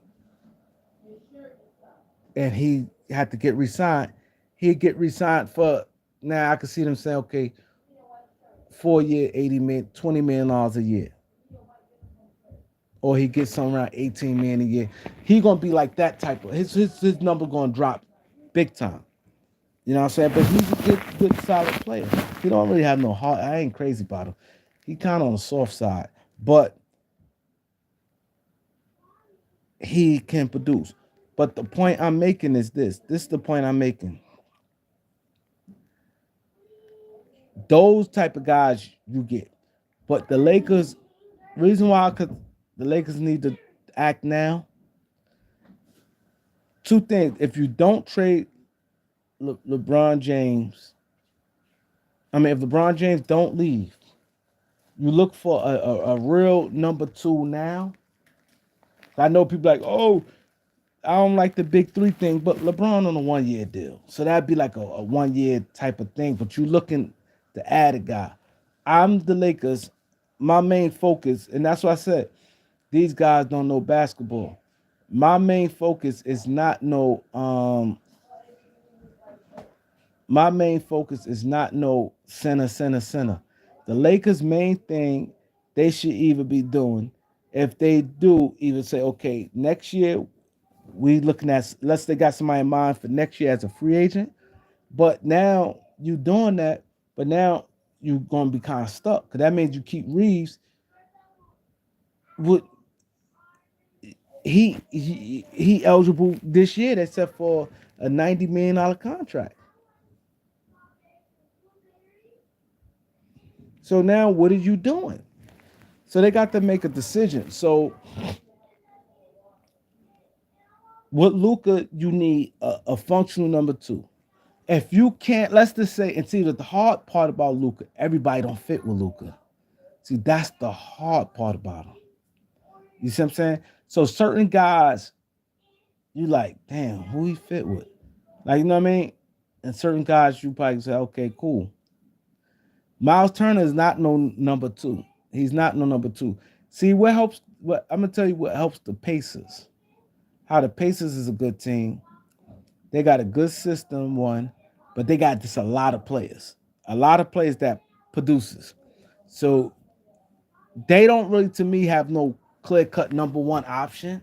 To me, Halliburton is not no number one on the team. I think Halliburton is an excellent number second best player on the team. But he do some like great things, and you know what I mean, he's who he is. But thing is, you got Siakam who play well. Then you got Turner. Then you got Nahart. So they got a lot of guys who just, then they system, they style of play, and they got an excellent coach. That's what helped them. But their team is really not good like that.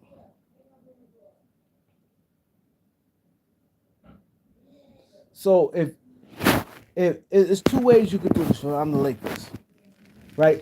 A real, to me, this to me, Luka the third best player in the NBA.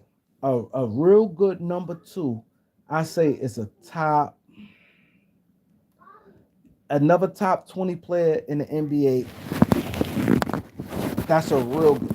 Top 25 player to me. Top 25 players in the NBA, that's like real number twos.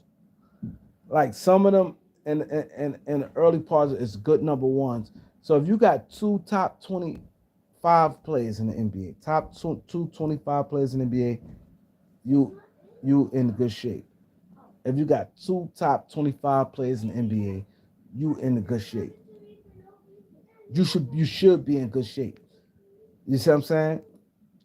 Now you got real like high end number two players, real number two. Then you got some guys that just not number two, they the third best player on the team.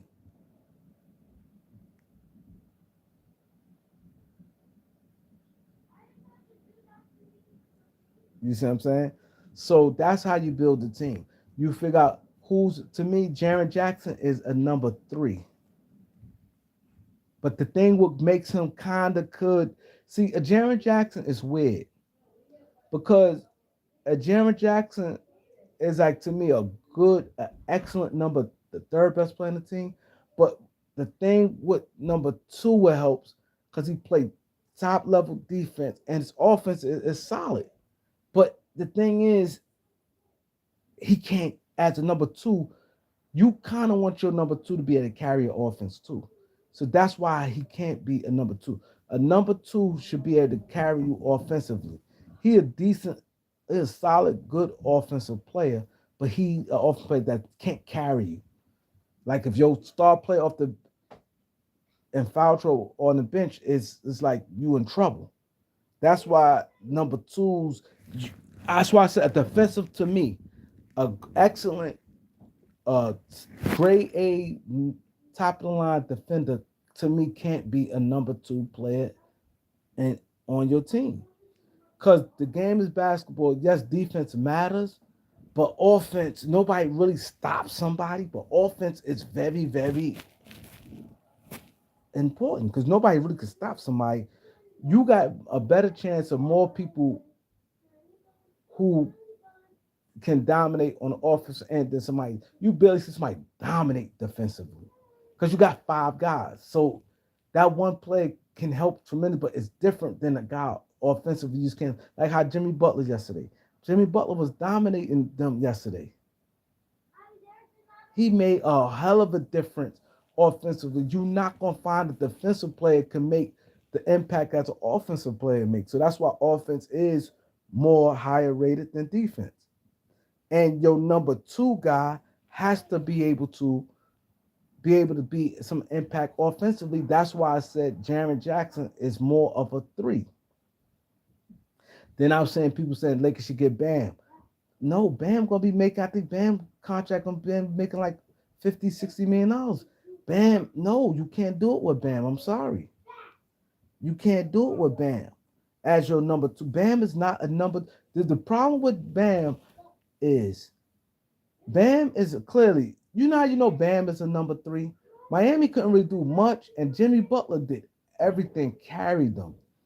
And they still struggled because Bam couldn't do nothing offensively. Bam was a guy you would love because he do rebound, he play great defense, he get you points here and there. But I think Bam, if somebody please, this is another thing I'm asking you guys, real please. Somebody give me Bam next 3 years on his deal. Somebody give me Bam next 3 years on his deal.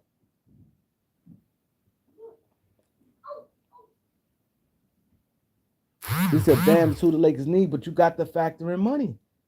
Lakers, you got to factor in money. Bam, you saying that money, the money does matter because it's gonna be hard because you get him. That means you're gonna have some key pieces you can't keep. Somebody please put Bam next, not this year that just left. His next coming, these next couple years coming up. Somebody please put Bam next 3 years, his numbers on next 3 years. That's too much money for him. He cannot carry you offensively. In the playoffs, as we all can see, you definitely need a guy if your best player is off, struggling, foul trouble, or sprain his ankle, may miss a one game or something, you need somebody who can carry you. You see how like Steph Curry out. They got Jimmy Butler.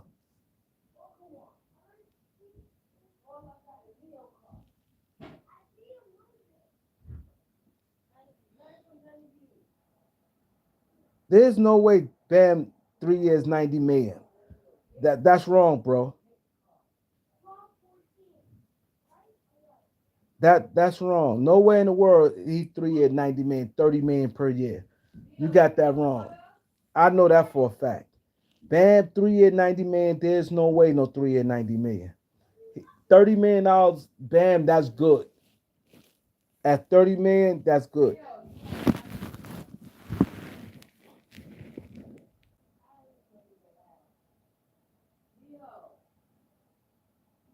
He said, why I'm not barbecuing Donovan Mitchell faking an injury down 40. You know why I'm not barbecuing Donovan Mitchell faking an injury down 40? I'm gonna give you the perfect reason why I'm not barbecuing Donovan Mitchell faking an injury down 40. If you look on your screen, you'll see Kareem been live for 2 hours and 26 minutes, right? I've been live. They can't. I can't turn the light back on. They can't. I'm on live.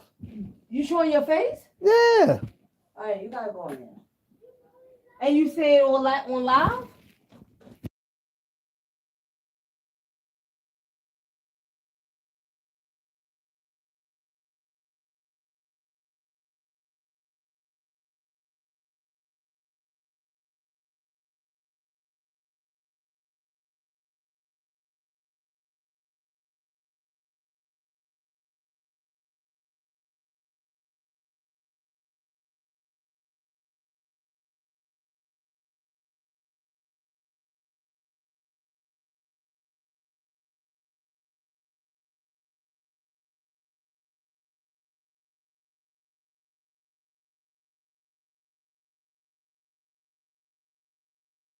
I'll get it tomorrow, Avery. Come on, let's go. He said he made something. Yeah. So like I said, you asked me why I didn't you asked me why I didn't roast Donovan Mitchell. I didn't see it. If you look what time I'm on here, I didn't see it. I didn't see it. So I can't roast him if I didn't see it. We always on here. Everybody's like, yo, nobody here watching the Cleveland and Pacers game. Just said we can't. I can't watch the. We wasn't watching the Cleveland and Pacers game. No, I'm not saying he didn't fake it, but y'all know I didn't. Y'all know I didn't watch the game. Y'all know I didn't watch the game because I talked about it. I said I didn't watch the game. So maybe he did fake the injury. I don't know, but I can't roast him. I ain't see it. I hear y'all saying it, but it's not much. I'm not going to roast him now. I still have to see it for myself. Cause maybe y'all it looked like he faked it. Maybe to me he didn't fake it, but I didn't see. I have no idea. I don't know the score. I know nothing. When I came on live, the game wasn't even on. The game wasn't even on when I started the live. I've been live for 2.5 hours right now. I've been live 2.5 hours. I never watched a second of that game. I never watched it.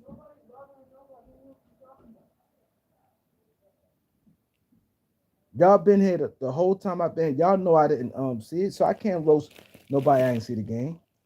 I didn't see it.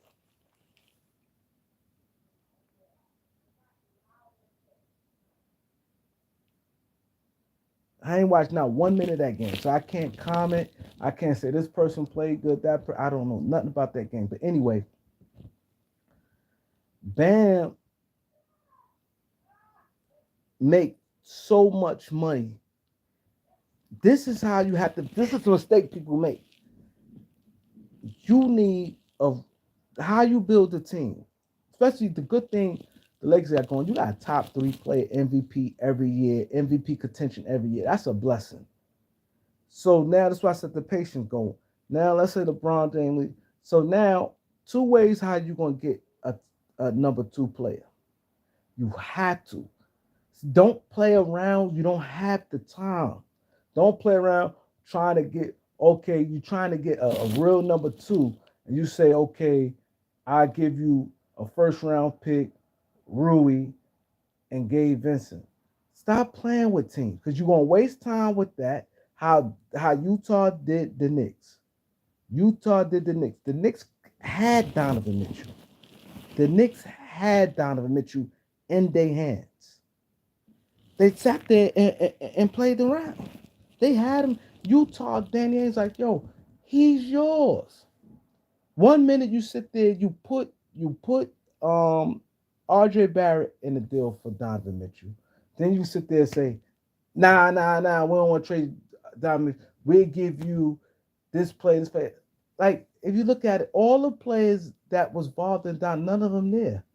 None of them wanted Knicks. Then you end up the same people you did all that. You end up trading um, RJ Barrett for OG Anunoby.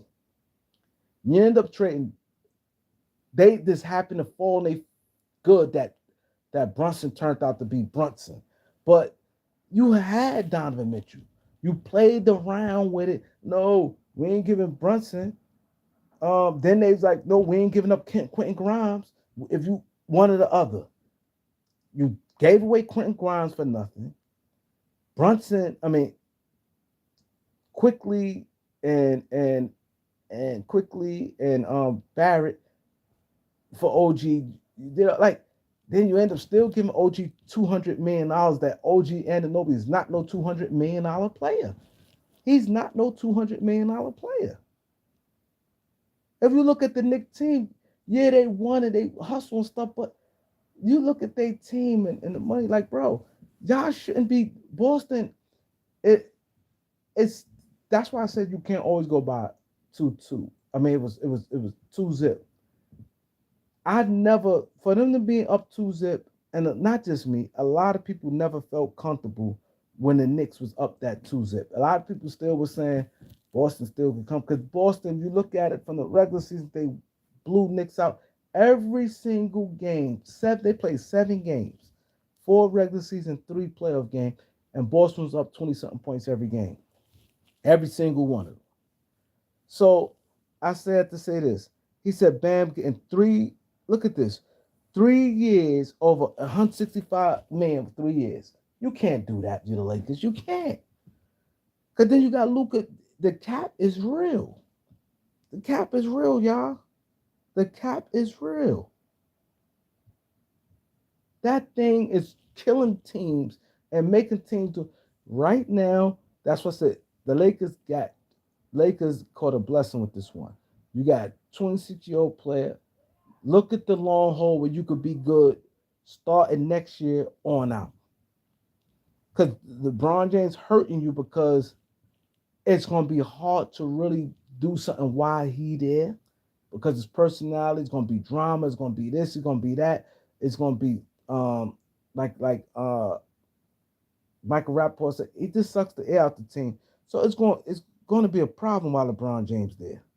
You see what I'm saying? So he hurts the team. So it's like it's not really much you can do. Next year, you know you're gonna have a boatload of cap space. So 2 ways you're gonna get. That's what I said. I'm not studying no center. On reason why I said they have to be careful, and I will try first to try because you're gonna need that 2031. You're gonna need that assets. You're gonna need that 2031. So if I'm the Lakers, I'm not going to play with them because this happens. You not all that. I'm trying to save Reeves. I'm gonna try to keep him out of. No, don't play with them. You not.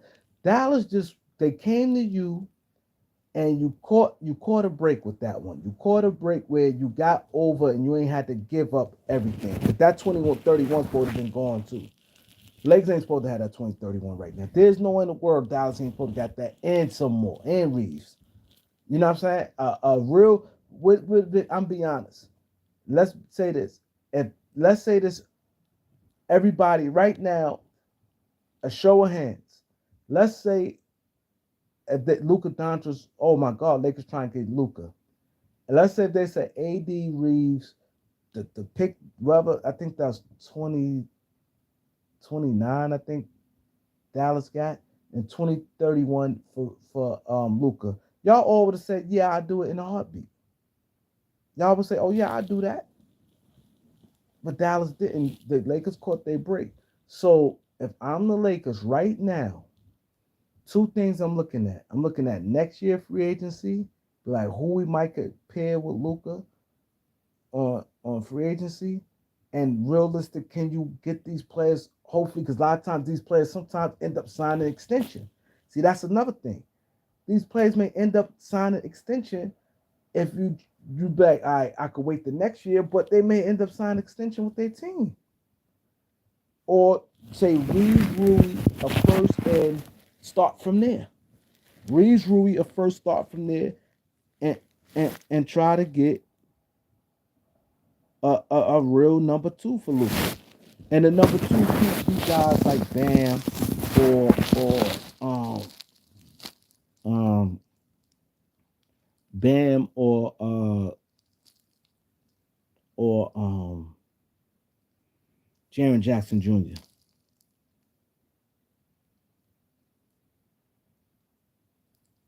It had to be a guy. And then what you want on the guy, if I'm the Lakers, you should look at anybody born 94 on down. Anybody born before 94, I don't want them for Luca. 94 on down. Your year birthday had to be 94 on down as the number two option. Anywhere from 94 to probably oh 2000 or something. From 94 to 2000. That's the ideal person. Person born 2000 is someone who is 25 years old.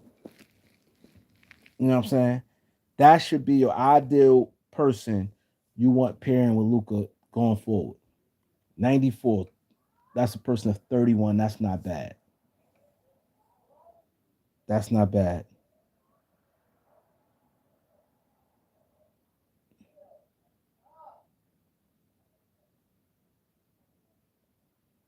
You know what I'm saying? That's not bad. And that's what the Lakers should be doing. All that trying to get like somebody old it's not, especially if they got all them years left on their contract.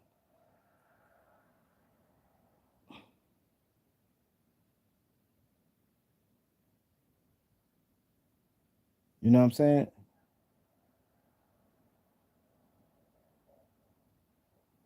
You know what I'm saying? See that's what the Lakers should be doing right there. Not try to pair Luca with Kevin Durant. No, no, no, no, no. Because that's like quick fix. You want to start building some type of, you know what I'm saying? Or get him and Jimmy Butler, or try to get Paul George and all those guys there. Nah,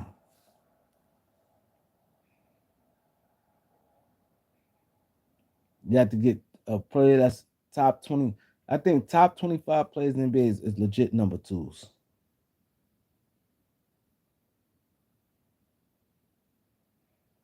Will I trade Reeves for Hero? Hero is better than Reeves, but to me, no, I wouldn't trade Reeves for Hero because they're the same player just about. Reeves a little bit better, and Reeves would be cheaper. So I will take Reeves. Reeves is a perfect example. Hero is better than Reeves, but Reeves is cheaper, and they they just about like the same. I wouldn't make that trade. I wouldn't trade them. That's like having this. Him and Tyler Hero is very similar. They very similar. I wouldn't waste my time with that. That's just like going backwards. And he make more money than Reeves. I wouldn't. I keep Reeves.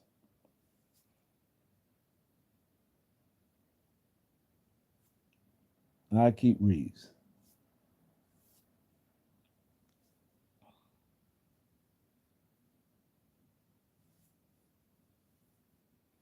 You need to get a guy.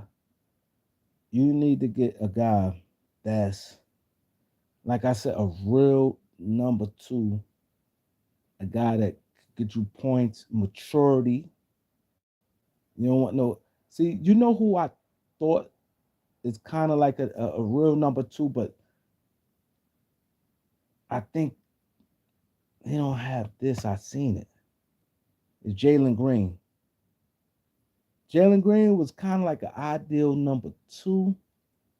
As he scored, he got it. He was pretty consistent in the regular season. He's young, but he don't have this. I don't trust him. His contract not bad. I don't trust him. You know who's a number two, but I don't trust him because they injuries. And I think, but the thing is, they're gonna have to adjust their game a little more to be able to fit in with a lot of people. I think Brandon Ingram, he's a legit number two, but the fit, he had to, I think, have to lessen his dribbles. I think Scotty Barnes could be a good number two. Sabonis, I like Sabonis.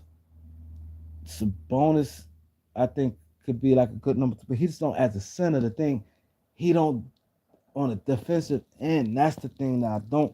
You have to have like with Sabonis, you got to have somebody like a Evan Mobley, somebody else that's tall, power forward. That's probably a skinny, tall, power forward next to him, or somebody athletic who can, who wants to probably want to stay on the perimeter, shoot jump shots, but block shots and do those type of things next to a guy like Sabonis. You know what I'm saying? And what makes this why I say even if Cavs lose, if I'm the Cavs, I'm not breaking. They don't have no real crazy contract, and you got like a good remedy. You got good remedy offensively. You got some big guys defensively back there. I wouldn't be discouraged. I think, like I said, would probably will hurt them being down 0-2, and they had that game, and they guys was hurt.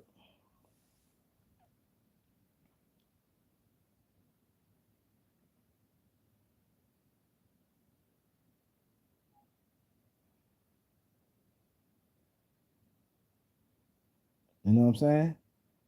That's the thing. Let me get off this live right now. I've been on a while,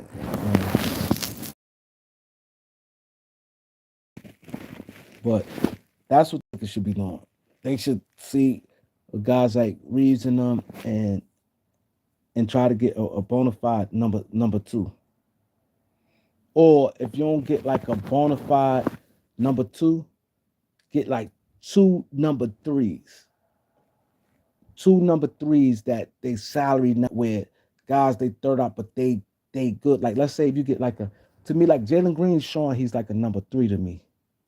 Let's say if you can't get like a bona fide number two, but you end up with like a Jalen Green and a Jaron Jackson Jr. for instance. That's like you can survive with that. Like you know what I mean? You got two high level, two real good players that like you know what I'm saying?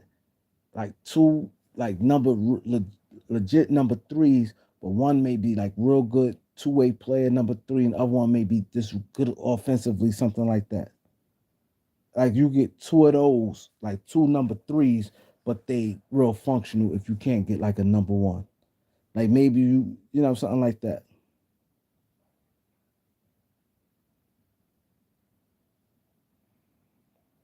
This is the last question I'm gonna take. He said, Kareem, who do you think the Lakers should get this offseason to pair with LeBron and Luka? See, that's the problem I have. And LeBron James shouldn't be in this equation.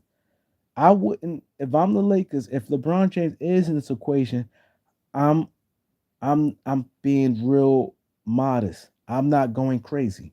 I think I will want to carry that first round pick with me, keep it, or like I said, I will do like I said, see Reeves is like the enigma because he can be a free agent, full-fledged free agent next year, or if they have to sign to extension, you don't really want to sign to no extension because you don't really have. Let's say if they had a bona fide number two, and then you say, okay, I could get Reeves for the the $90 million, then it's like, okay, cool. It's like you don't have that number two, and then it's like a free agency you might not. I don't. It just it throws just, and I don't think him and Luka in that backcourt together. I don't like it. Then it's like you don't want to pay nobody $90 million to come off your bench, and then he might not want to come off the bench after being the starter all year for the past couple years. So it's kind of like he Reeves kind of throw things off. If you say, okay, I'm gonna be modest, bring back a team, I sign the guy. You don't want to bring back no. If LeBron James did, you just want to have like this hope you're just gonna play good. That's why I said I would do a Aiden deal for guys like Maxi Kleber, Gabe Vincent, and Vanderbilt, and I'll probably get the first because the thing I do like and I understand with a guy like Aiden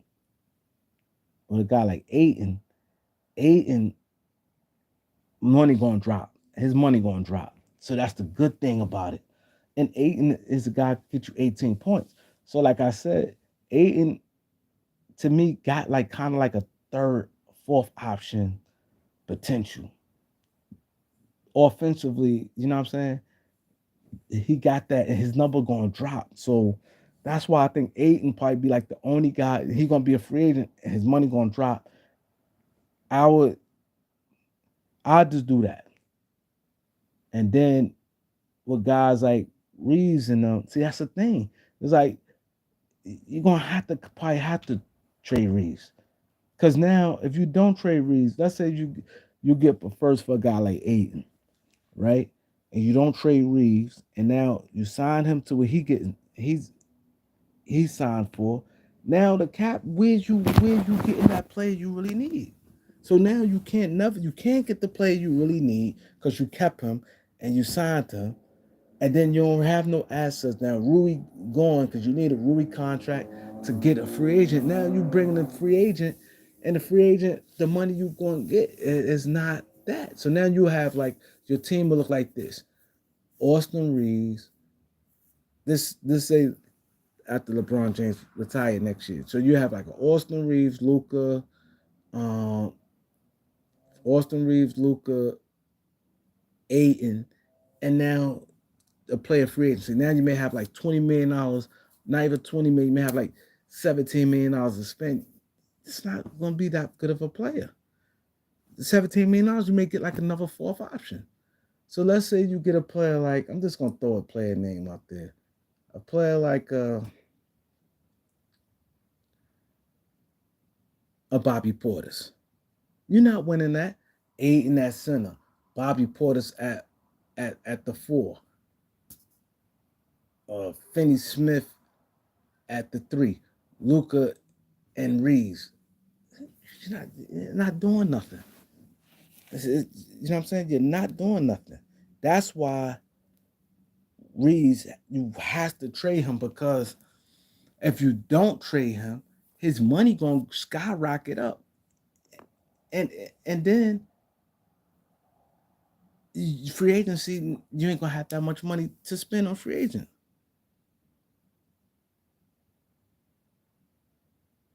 I'm not a big fan of Aiden, but one thing Aiden gonna put up some numbers and his money gonna drop. His money, he not gonna look.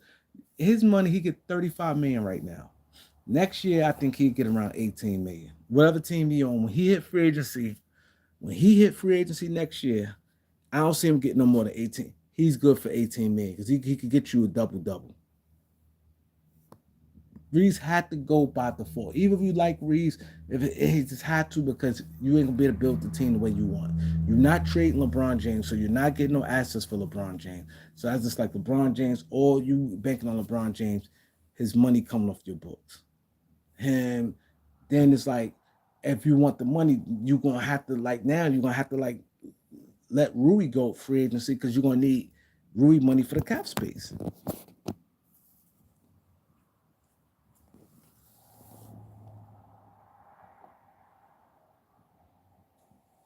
I said Lakers have to. That's what I said. I'm trading Reeves, Rui, in the first round pick, and if anything else had to money wise, any other players, that's I'm willing to do that.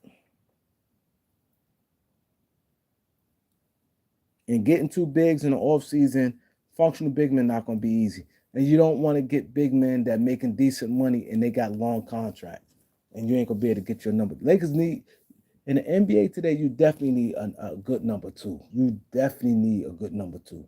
Ain't no get around. You don't need no big three, but you need a real good functional number two that could be a number one at times, like how Darius Garland was a number two and he was a number one a lot of times. And you need like good. Your third and fourth player need to be good players. You need to have real good players. You need to have at least four real good players. How I feel about Jeremy Grant. Jeremy Grant makes too much money. He makes too much money. That 30 something million dollars is hard because you ain't gonna be able to get number two. I think Jeremy Grant, that's too much money for a third best player. To me, your third best player should be around $25 million as your third best player. He should be about $25 million. John Collins, I think he could be a good number three or four. But that money had to make sense because if you tie all your money up with them guys and they really not no number two and they're getting paid like a number two, it's hard. It's hard.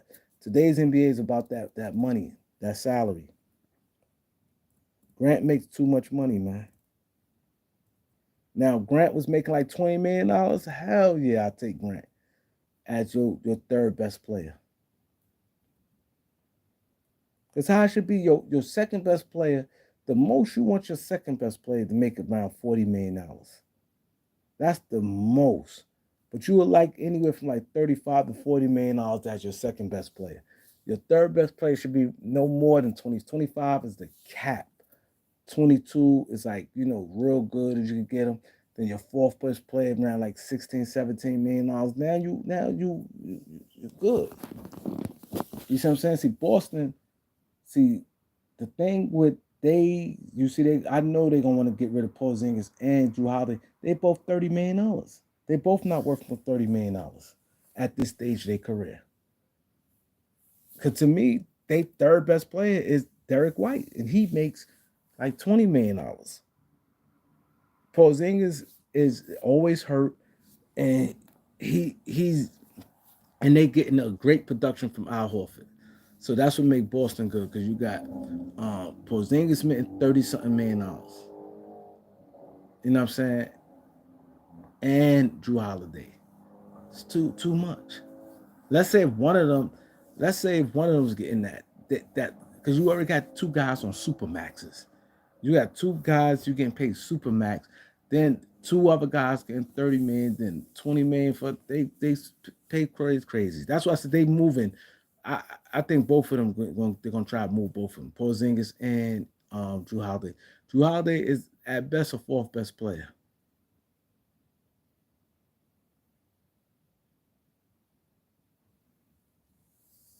But to me, I ain't really tripping off LeBron taking a pay cut. LeBron just need to go, period.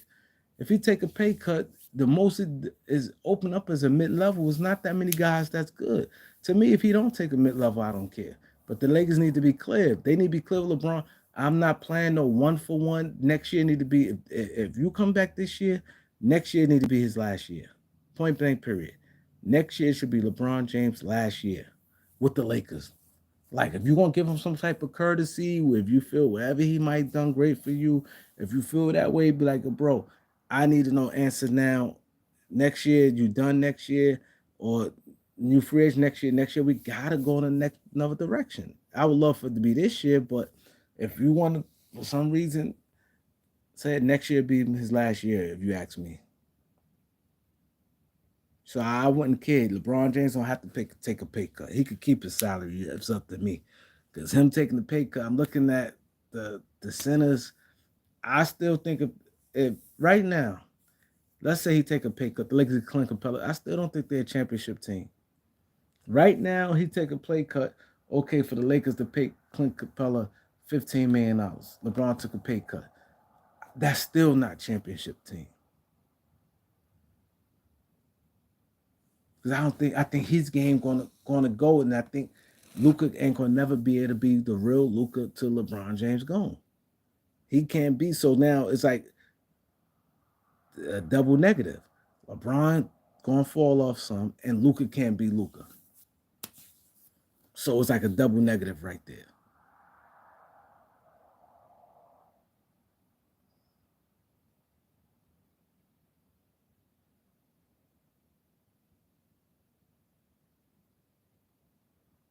His son need to go.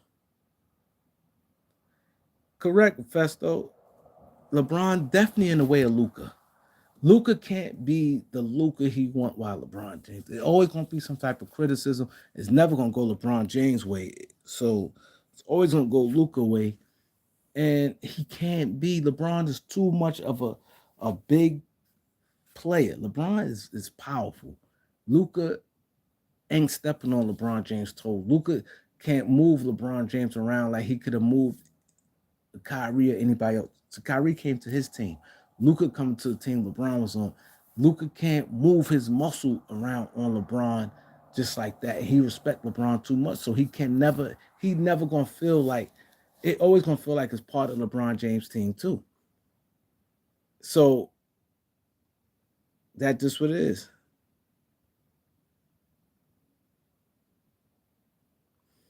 You 1% right, Eric. Look what Eric said. It's hard. It's not easy to build a team when role players make too much money. That's the problem with the NBA. Like for instance, everybody like Nas Reed. Nas Reed good, but if somebody sit there and try to throw close to $30 million out, that's gonna be way overpaid for him. Way overpaid for him.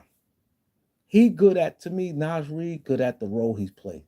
As a starter, I don't think he'd be as good.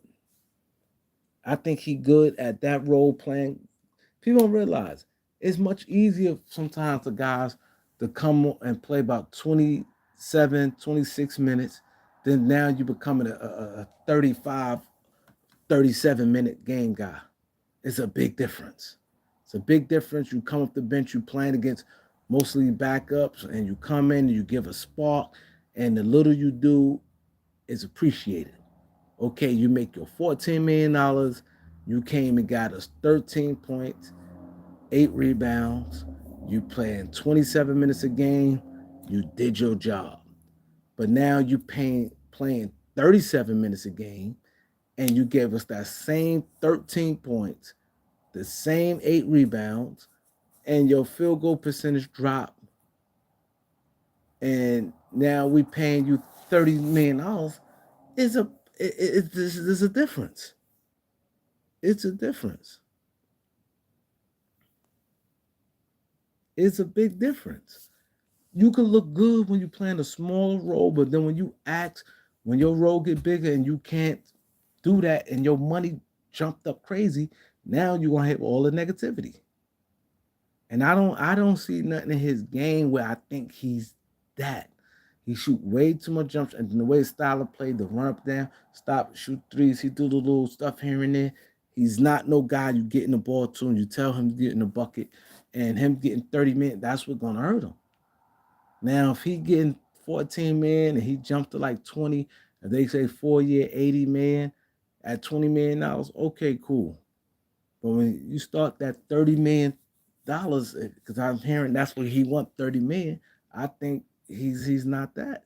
And as a starter, it's going to be a big difference. Now you playing against players starting the game, and now they game planning for you. Come off the bench is different. By the time you come off the bench, some guys be in foul trouble. They already made substitutions. People tired already. You coming in fresh. It's a big difference. It's a big difference.